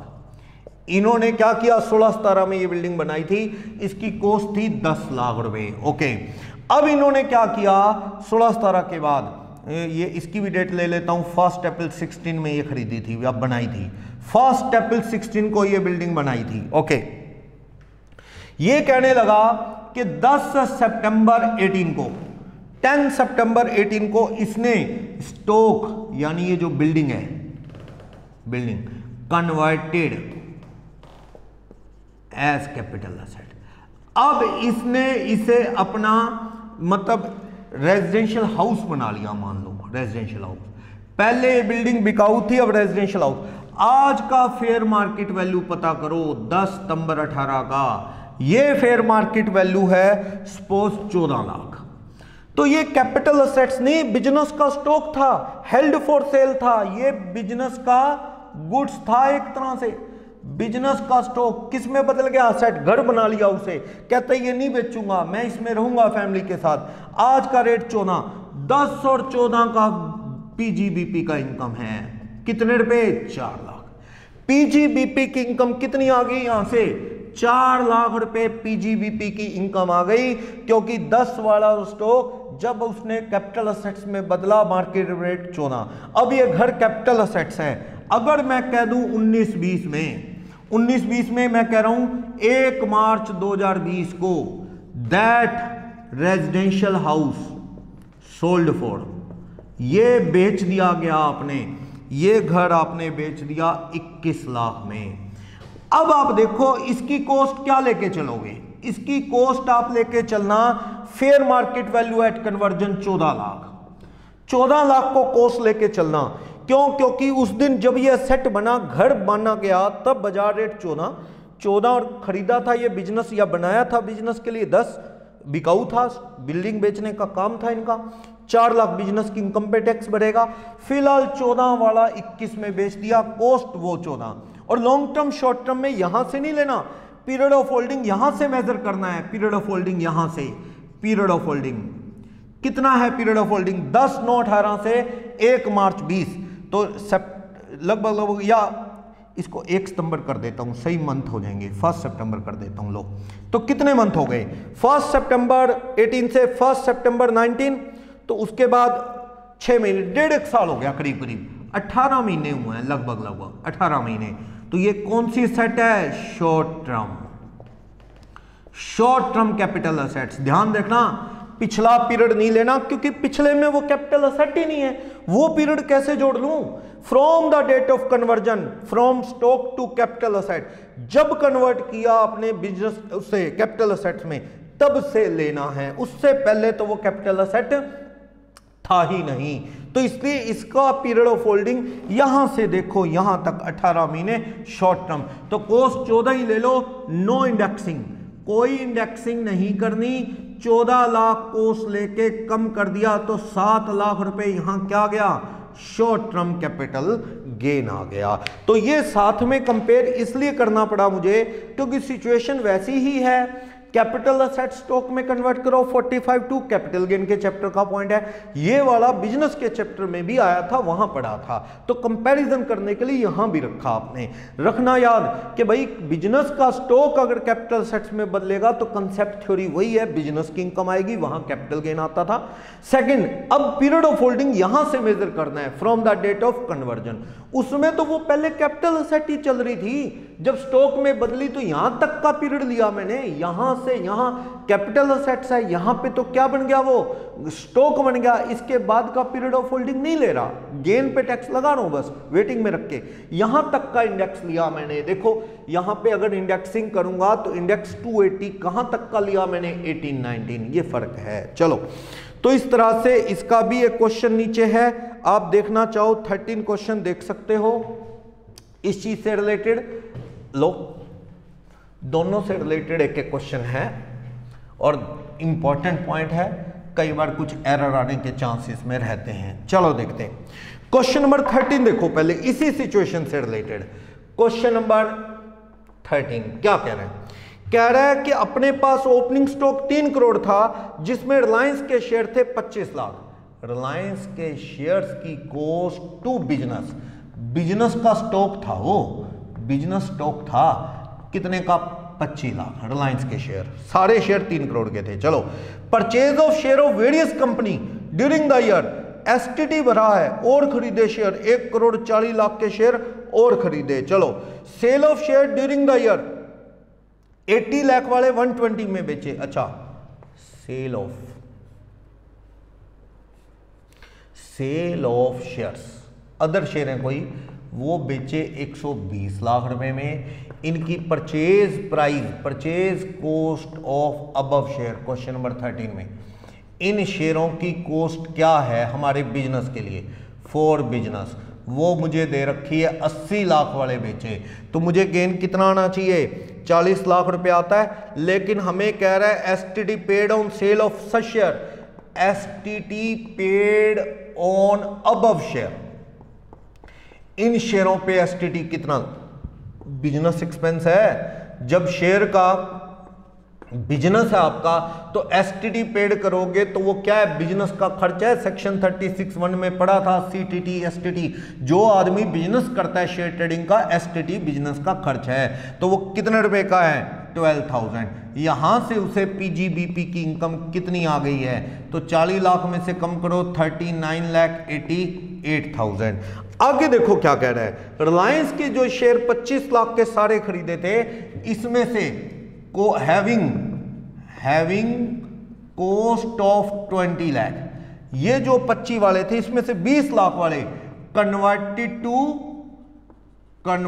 टू कैपिटल असेट, आपने कैपिटल असेट में बदल दिए कि मैं इसे बेचूंगा नहीं, कब, 5 में 19 यानी 19-20 में। और उस वक्त fair market value of shares, वो कह रहा है कि fair market value of such share जो कन्वर्ट कर रहे हैं आप, ये 20 लाख कॉस्ट वाले, तो एज ऑन 5 में 19 कितना रेट चल रहा है फेयर मार्केट वैल्यू, वो कह रहा है इनका 45 लाख चल रहा है। अब ये क्या बन गया है, अब ये कैपिटल असेट्स बन गया है। तो ये रिलायंस के शेयर जो बिजनेस के थे, अब वो क्या बन गए, फेयर मार्केट वैल्यू लेके 45, तो पीजीबीपी कितना आ जाएगा, 45 लाख माइनस 25 लाख, ये पीजीबीपी कितना आ जाएगा, 20 लाख रुपए का पीजीबीपी आ जाएगा, यहां से 45 माइनस 20 करके, क्योंकि स्टॉक किस में बदल दिया है, कैपिटल असेट में बदल दिया है। ओके, अब ये क्या कह रहा है, थोड़े दिन रुक के यहां से as on 8 November 19 Reliance shares which are already converted to capital asset, जो कैपिटल असेट्स में बदल दिए वो सेल कर दिए 8/11/19 को, कितने के बेच दिए वो शेयर आपने, वो बेच दिए 54 लाख, जबकि इनकी cost of acquisition fair market value at conversion, जब कन्वर्ट किए उस वक्त फेयर मार्केट वैल्यू क्या था, 45। कितना टाइम हुआ देखो, 5/5/19 से लेके 8/11/19, देखो 5 शॉर्ट टर्म है, शॉर्ट टर्म कैपिटल असेट है, क्योंकि टाइम कुछ महीनों का ही हुआ है, 1 साल तो हुआ ही नहीं। और इस पे एसटीडी पेड इग्नोर करो, क्योंकि क्या है ये असेट, कैपिटल असेट में एसटीडी कम नहीं होता, आगे पढ़ेंगे। हाँ बिजनेस था तो एसटीडी कम हुआ, अब ये शेयर बिजनेस का स्टॉक नहीं कैपिटल असेट्स है, और कैपिटल असेट्स में एसटीडी कभी भी सेल में से कम नहीं होता। सिक्योरिटी ट्रांजैक्शन टैक्स पे करने का एक फायदा मिलेगा, आगे बात करूंगा। 111A और 112A उन सेक्शंस में बात करूंगा। तो ये एसटीडी 5400 रुपए का भूल जाओ। तो शॉर्ट टर्म कैपिटल गेन कितना आ गया, यहां पे 9 लाख रुपए का शॉर्ट टर्म कैपिटल गेन आ गया। तो 2 केस थे, एक तो कैपिटल असेट स्टॉक में, और ये कौन सा है, ये केस है कि स्टॉक किस में बदला है, कैपिटल असेट में। तो दोनों केस। एक और क्वेश्चन देखना आप, एक क्वेश्चन और देखो इससे related, question number 12। Capital assets किस में बदली जा रही है, capital asset converted to stock in trade. अब कैपिटल असेट किस में बदल रहे हो आप, स्टॉक इन ट्रेड में बदल रहे हो। क्या कह रहा है, सुनील ने अनलिस्टेड कंपनी के शेयर खरीदे हुए थे एज अ इन्वेस्टमेंट, अनलिस्टेड के 10 में 13 को as a investment, clear hint दे रहा है as a investment. Cost of acquisition, कितने शेयर खरीदे हुए थे, 30 लाख रुपए के शेयर्स इन किस कंपनी में खरीदे हुए थे ये शेयर, सुनील ने अनलिस्टेड शेयर खरीदे थे, इंडियन कंपनी के शेयर्स खरीदे थे, चलो shares purchased as a investment 30 lakh के 10 में 13 को। ओके, 1 जून 16 को इसने क्या किया, 1 जून 16 को business of share trading commenced. Share trading का बिजनेस शुरू किया। 50% of own shares converted to stock, converted to stock. इसने इसके आधे शेयर किस में बदल दिए? स्टॉक में। इस दिन फेयर मार्केट वैल्यू क्या था? Fair market value of whole share, सारे शेयर का उस वक्त ऑन 1 जून 16 क्या रेट था? 60 लाख। तो इसने तो 50% बदले हैं। तो fair market value of 50% shares कितना बन गया उस वक्त? 30 लाख बन गया। फिर 60 लाख सबका था तो आधों का क्या बन गया? 30। कब की बात है ये? जून 16। तो ऐसा करो, जून 16 में गेन निकाल के पेंडिंग रखो। तो 1 जून 16 वाले साल में आ गया। डेट देखो, 1 जून 16 वाले साल में आ गया।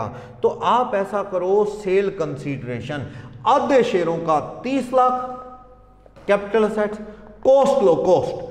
तो ऐसा है, सारे शेयरों की 30 लाख थी तो आधों की कितनी कॉस्ट थी? 15 लाख।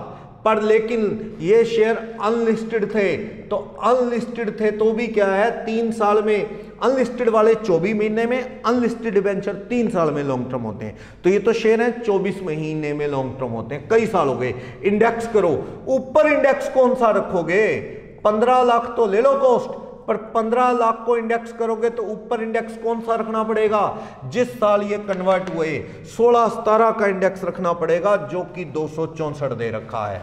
CII 16-17 का 264 दे रखा है। और नीचे बेस में 13-14 का CII दे रखा है। 13-14 का CII दे रखा है, जिस साल खरीदे थे उसका 220। तो आप 264 अपॉन में 220, 15 लाख इंटू 264 अपॉन में 220, तो ये 18 लाख रुपए आ गया कॉस्ट इंडेक्स होके। Long term capital gain 12 lakh आ गया। पर ये वेटिंग में गेन निकाल के रख लिया। क्या किया? ये भी पड़ा था, आधे शेयर कन्वर्ट कर दिए, बिकाऊ कर दिए। आधों का कॉस्ट है 15 लाख, पूरों का 30 है, तो आधों का क्या लगेगा? ये देखो 30 का 50% 15 लाख। पूरों को कन्वर्ट करता तो उनका बाजार में रेट 60, तो आधों का कितना हो गया? 30 लाख रुपए बाजार में सेल के बराबर है, मार्केट वैल्यू के बराबर है रेट। कॉस्ट 15 को इंडेक्स किया, जिस साल खरीदे उसका इंडेक्स बेस में रखा, और जिस साल कन्वर्ट किया बिजनेस स्टॉक में तो वो ट्रांसफर माना जाता है। 16-17 का इंडेक्स ऊपर, 12 लाख गेन आ गया वेटिंग में। एक्चुअल में कब बिका? अक्टूबर 20 2019, यानी कि 19-20 में। That converted shares sold for, कितने में बेच दिए वो शेयर आपने? 34 लाख रुपए में। लेस कॉस्ट टू बिजनेस के लिए तो वो फेयर मार्केट वैल्यू ही कॉस्ट था, कितने रुपए? 30। 4 लाख रुपए PGBP आ गया उस साल, 4 लाख। और लॉन्ग टर्म कैपिटल गेन भी टैक्सेबल होगा इसी साल, कितने रुपए? जो वेटिंग में है 18 लाख। इन दोनों पे टैक्स किस साल लगना है? दोनों पे टैक्स टैक्सेबल इन 2019-20, जब ये एक्चुअल बिकेंगे तब टैक्सेबल होंगे। तो ये चीज आपको अच्छे से क्लियर होगी। बहुत बेस्ट एग्जांपल है इस चीज का ये। तो क्वेश्चन नंबर 12 हो गया। ओके, 28(6)A भी हो गया। इसके नीचे ही एक सेक्शन है 45(2)A, देखना 45(2)A कहता है 2 के बाद 2A, अगर आप डिपोजिटरी हैं, मेरे शेयर डीमैट अकाउंट में है, मान लो मेरा शेयर रेलीगेयर में पड़ा है, शेयर रेलीगेयर में डीमैट अकाउंट में पड़े हैं, शेयर तो मेरे हैं ना। अगर रेलीगेयर वाले शेयर बेचेंगे मेरे कहने से, गेन मुझे आएगा कि रेलीगेयर को आएगा? मुझे। आई एम बेनिफिशियरी, रजिस्टर्ड तो रेलीगेयर के नाम है, लेकिन मेंबर तो मैं हूं ना रेलीगेयर में, अकाउंट तो मेरा है डीमैट अकाउंट, तो in the hands of beneficiary यानी शेयर होल्डर मैं हूं, गेन मुझे आएगा। तो रेलीगेयर में शेयर पड़े हैं तो गेन मुझे आएगा। अब प्रॉब्लम ये है, रेलीगेयर में जो मेरे शेयर पड़े हैं रिलायंस इंडस्ट्रीज के हैं, प्रॉब्लम यह है कि मैंने अलग अलग डेट पे शेयर खरीदे। पहले 100 शेयर खरीदे रिलायंस इंडस्ट्री के, मान लो रिलायंस इंडस्ट्रीज 100 शेयर खरीदे 800 रुपए एक के हिसाब से ईच। फिर 150 शेयर खरीदे 1100 रुपए ईच के हिसाब से। फिर 300 शेयर खरीदे मैंने 700 रुपए ईच के हिसाब से।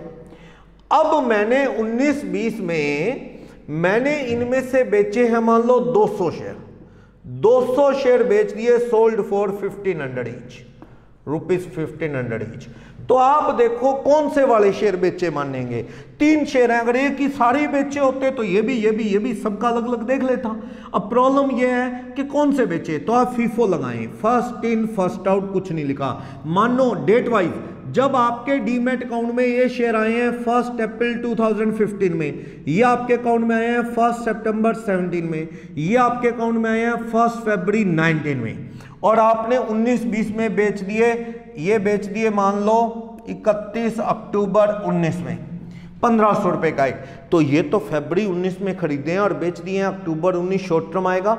ये 1 सितंबर 17 से लॉन्ग टर्म, ये लॉन्ग टर्म लिस्टेड है तो 12 महीने में हो जाता है लॉन्ग टर्म। ओके, लेकिन आप मानो बेचे कौन से हैं, तो अपने को मानना है 100 ये बेच दिए, यानी कॉस्ट ऑफ 200 शेयर सोल्ड क्या लेंगे आप लेंगे एक तो ये बेच दिए 100 शेयर 800 रुपए वाले, तो 800 ईच, तो आप इनकी कॉस्ट क्या ले लेंगे 80। मानो 100 किस में से बेच दिए, इसमें से बेच दिए, क्योंकि जो आपके अकाउंट में पहले आए वो पहले बिकेंगे ये मानते हुए 1100 रुपए का एक, तो ये कितना हो गया 1,10,000। तो आपकी cost of acquisition of 200 share क्या लेके चलेंगे आप 190। जितने के बेचोगे तो उसको इंडेक्स कर लेना, इसे इंडेक्स करोगे 80 को तो 15-16 का इंडेक्स रखोगे। CII कौन सा लोगे अगर कॉस्ट को इंडेक्स करोगे 15-16। इसके लिए इंडेक्स कौन सा लोगे आप 17-18 का वो। तो आप जो सेल है या तो अलग अलग कर लो, ये 100 शेयर बेच रहे हो 1500 के हिसाब से 1.5 लाख माइनस कॉस्ट, ये बेच रहे हो 100 शेयर आप 1500 के हिसाब से 1.5 माइनस 1,10 कॉस्ट, इंडेक्स कर लो। तो डिपोजिटरी के पास शेयर पड़े हैं वो हमारे हैं, गेन पे टैक्स हम देंगे ना कि डिपोजिटरी देगा, याद रखना है। सेक्शन 45 सब सेक्शन 2A इतनी ही बात बताता था। ओके, 45(3) एंड 45(4) ये सेक्शन क्या बताते हैं। किसी पार्टनर ने पार्टनरशिप में एडमिशन लिया, 45(3) सेक्शन कहता है। तो 45(3) introduction of assets by partner to partnership at admission, जब आपका एडमिशन हुआ उस वक्त इंट्रोड्यूस हुआ है। तो इस केस में आपको क्या लेना है, recorded value of asset in firms balance sheet. यही क्या होगा, सेल कंसीडरेशन फॉर पार्टनर के लिए यही सेल कंसीडरेशन होगा। लॉन्ग टर्म है तो इंडेक्स कर लेगा, जिस दिन एडमिशन लेगा उस दिन का इंडेक्स न्यूमरेटर, जिस दिन खरीदी डिनोमिनेटर, इस तरह। सेक्शन 45(4) क्या कहता है, distribution of assets bye partnership on dissolution. मैंने आपको याद होगा HUF का पार्टीशन हो तो गेन नहीं आता, कंपनी का लिक्विडेशन हो तो नहीं आता, बट पार्टनरशिप में आता है। Fair market value of assets at the time of transfer to partner, जब पार्टनरशिप का डिसोल्यूशन होगा तो पार्टनर को असेट्स ट्रांसफर करेगी, उस दिन का फेयर मार्केट वैल्यू ही क्या मान लिया जाएगा, सेल कंसीडरेशन फॉर पार्टनरशिप। यानी पार्टनर के लिए एडमिशन के वक्त जो रिकॉर्डेड अमाउंट है फर्म की बैलेंस शीट में वही सेल, लेकिन फर्म के लिए बाजार में जो रेट है, जब पार्टनर राम को कहा तू बिल्डिंग ले जा, उसको कह दिया तू कार ले जा, तो उसका फेयर मार्केट वैल्यू जब असेट दे रही है वही सेल माइनस कॉस्ट या WDV करके in the hands of firm क्या आ जाएगा, टैक्सेबल गेन सोल्व हो जाएगा। तो आप इसको क्लियर करने के लिए सारी सिचुएशन के लिए आप क्वेश्चन नंबर 14 देखो, सारा कुछ क्लियर हो जाएगा। May 10 में पार्टनरशिप बनाएगी, सुनील पार्टनर बना, फॉर सुनील पार्टनर बना, उसने अपनी लैंड दे दी। ये लैंड बुक्स में कितनी लिखी गई, for Sunil, sale consideration of land 398 की पार्टनरशिप की बुक्स में लिखी गई। तो समझ लो सुनील के लिए सेल कितने की है, 398 की। सुनील मार्केट वैल्यू ना देखो 5 लाख, सुनील ने कितने की खरीदी, सुनील ने खरीदी 1,25 की, तो 1,25,000 इंटू कब खरीदी सुनील ने, मई 2002। कब पार्टनर बना पार्टनरशिप में, वो पार्टनर बना था मई 2010। तो ऊपर इंडेक्स 10-11 का आएगा ना। आपने सेट लैंड कब दी, मई 10 में पार्टनर बने आप, तो मई 10 कौन सा साल आ गया, 10-11 167। खरीदी कब थी आपने, खरीदी थी आपने ये सेट बहुत पहले मई 2 में 23 में खरीदी थी, 105 इंडेक्स था। ये इंडेक्स 23 का है, 23 का, ईयर 23। ये जब पार्टनरशिप में एडमिशन हुआ उस साल का है, 10-11 में एडमिशन हुआ वो। तो आपने इंडेक्सिंग की 1,25 इंटू 167 अपॉन 105, ये इंडेक्सिंग आ गई 198,810। तो long term capital gain for Sunil कितना आ गया, कम कर लो, ये आ जाएगा 199,190। किस साल टैक्स भर दिया होगा सुनील ने, सुनील ने टैक्स भर दिया होगा किस साल, जब ये 10-11 प्रीवियस ईयर में टैक्स भर दिया होगा, क्योंकि ये पार्टनर बना था 10-11 में। तो 10-11 का इंडेक्स 167, नीचे इसने खरीदी थी लैंड, कब खरीदी थी, 23 में, तो 23 का इंडेक्स। ओके, देन आफ्टर ये क्या कहता है, सब्सिक्वेंटली कुछ साल बाद फर्म डिसॉल्व होगी। मई 19 में पार्टनरशिप फर्म डिसॉल्व, ये फर्म डिसॉल्व हो गई, फर्म डिसॉल्व। अब फर्म असेट्स बांटेगी, तो दैट लैंड, वो लैंड जो थी, जो सुनील ने दी थी, transfer to mister Mehta, mister Mehta को ट्रांसफर कर दी for his capital contributions, for settlement of his capital account. उसके कैपिटल अकाउंट में कितना बैलेंस है मुझे नहीं देखना, सुनील के लिए तो amount recorded in firm books 398 ले लिया था। फर्म जब असेट्स बांटती है तो फेयर मार्केट वैल्यू लेना है। सेल कंसीडरेशन ऑफ लैंड क्या होगा, fair market value at transfer to partner.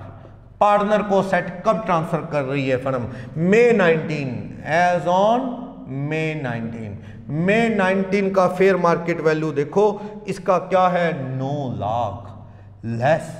Firm ने कितनी कॉस्ट मानी थी उसकी, फर्म ने अपनी बुक्स में 398 दिखाई थी, और उस 390 और कॉस्ट के डिफरेंस पे सुनील ने टैक्स भी भर दिया था। तो इसका आज का इंडेक्स कितना है फर्म का, आज का इंडेक्स है 289। 19-20 में आ गया ना, ये 19-20 में फर्म डिसॉल्व हो रही है। नीचे फर्म पार्टनर से कब लिया था फर्म ने ये सेट, 10-11 में सुनील पार्टनर बना था, 10-11 का इंडेक्स रखूंगा, ईयर 10-11 का CII रखूंगा, क्योंकि 10-11 में फर्म को आई थी और फर्म ने बेची, जो पार्टनर को ट्रांसफर की वो 19-20 में। तो इसको इंडेक्स कर लो, 688,754 आ जाएगा। तो taxable long term capital gain for partnership firm, firm के लिए टैक्सेबल गेन 211,256 आ जाएगा इस तरह से। तो एक क्वेश्चन से अपने दोनों कंसेप्ट कवर हो सकते हैं, पार्टनर ने पार्टनरशिप को सेट दी वो भी, और पार्टनरशिप डिसॉल्व होने पे पार्टनर को असेट्स डिस्ट्रीब्यूट कर रही है, तो फिर मार्केट वैल्यू कैसे ले वो भी। ये दोनों कंसेप्ट इसमें अच्छे से क्लियर हो सकते हैं। तो आज सिर्फ इतना ही। नेक्स्ट वीडियो क्लास 4 में आप इसके रिमेनिंग कंसेप्ट्स भी कवर करेंगे। तो थोड़ा लेंथी चैप्टर है, विद सेक्शन याद करना है। बिजनेस और capital gain most important chapter हैं। आप CA फाइनल में जाएंगे तो केसेस के नेम भी याद करेंगे, सेक्शन के बिना काम नहीं चलेगा। सबसे ज्यादा CA की लाइफ में भी ये टैक्सेशन वर्क में ये चैप्टर काम आते हैं। तो विद सेक्शन इनको पढ़ो। नेक्स्ट वीडियो में कुछ और प्रोविजन करेंगे इसके, और कुछ और क्वेश्चन प्रैक्टिस के लिए लेंगे। Thank you very much.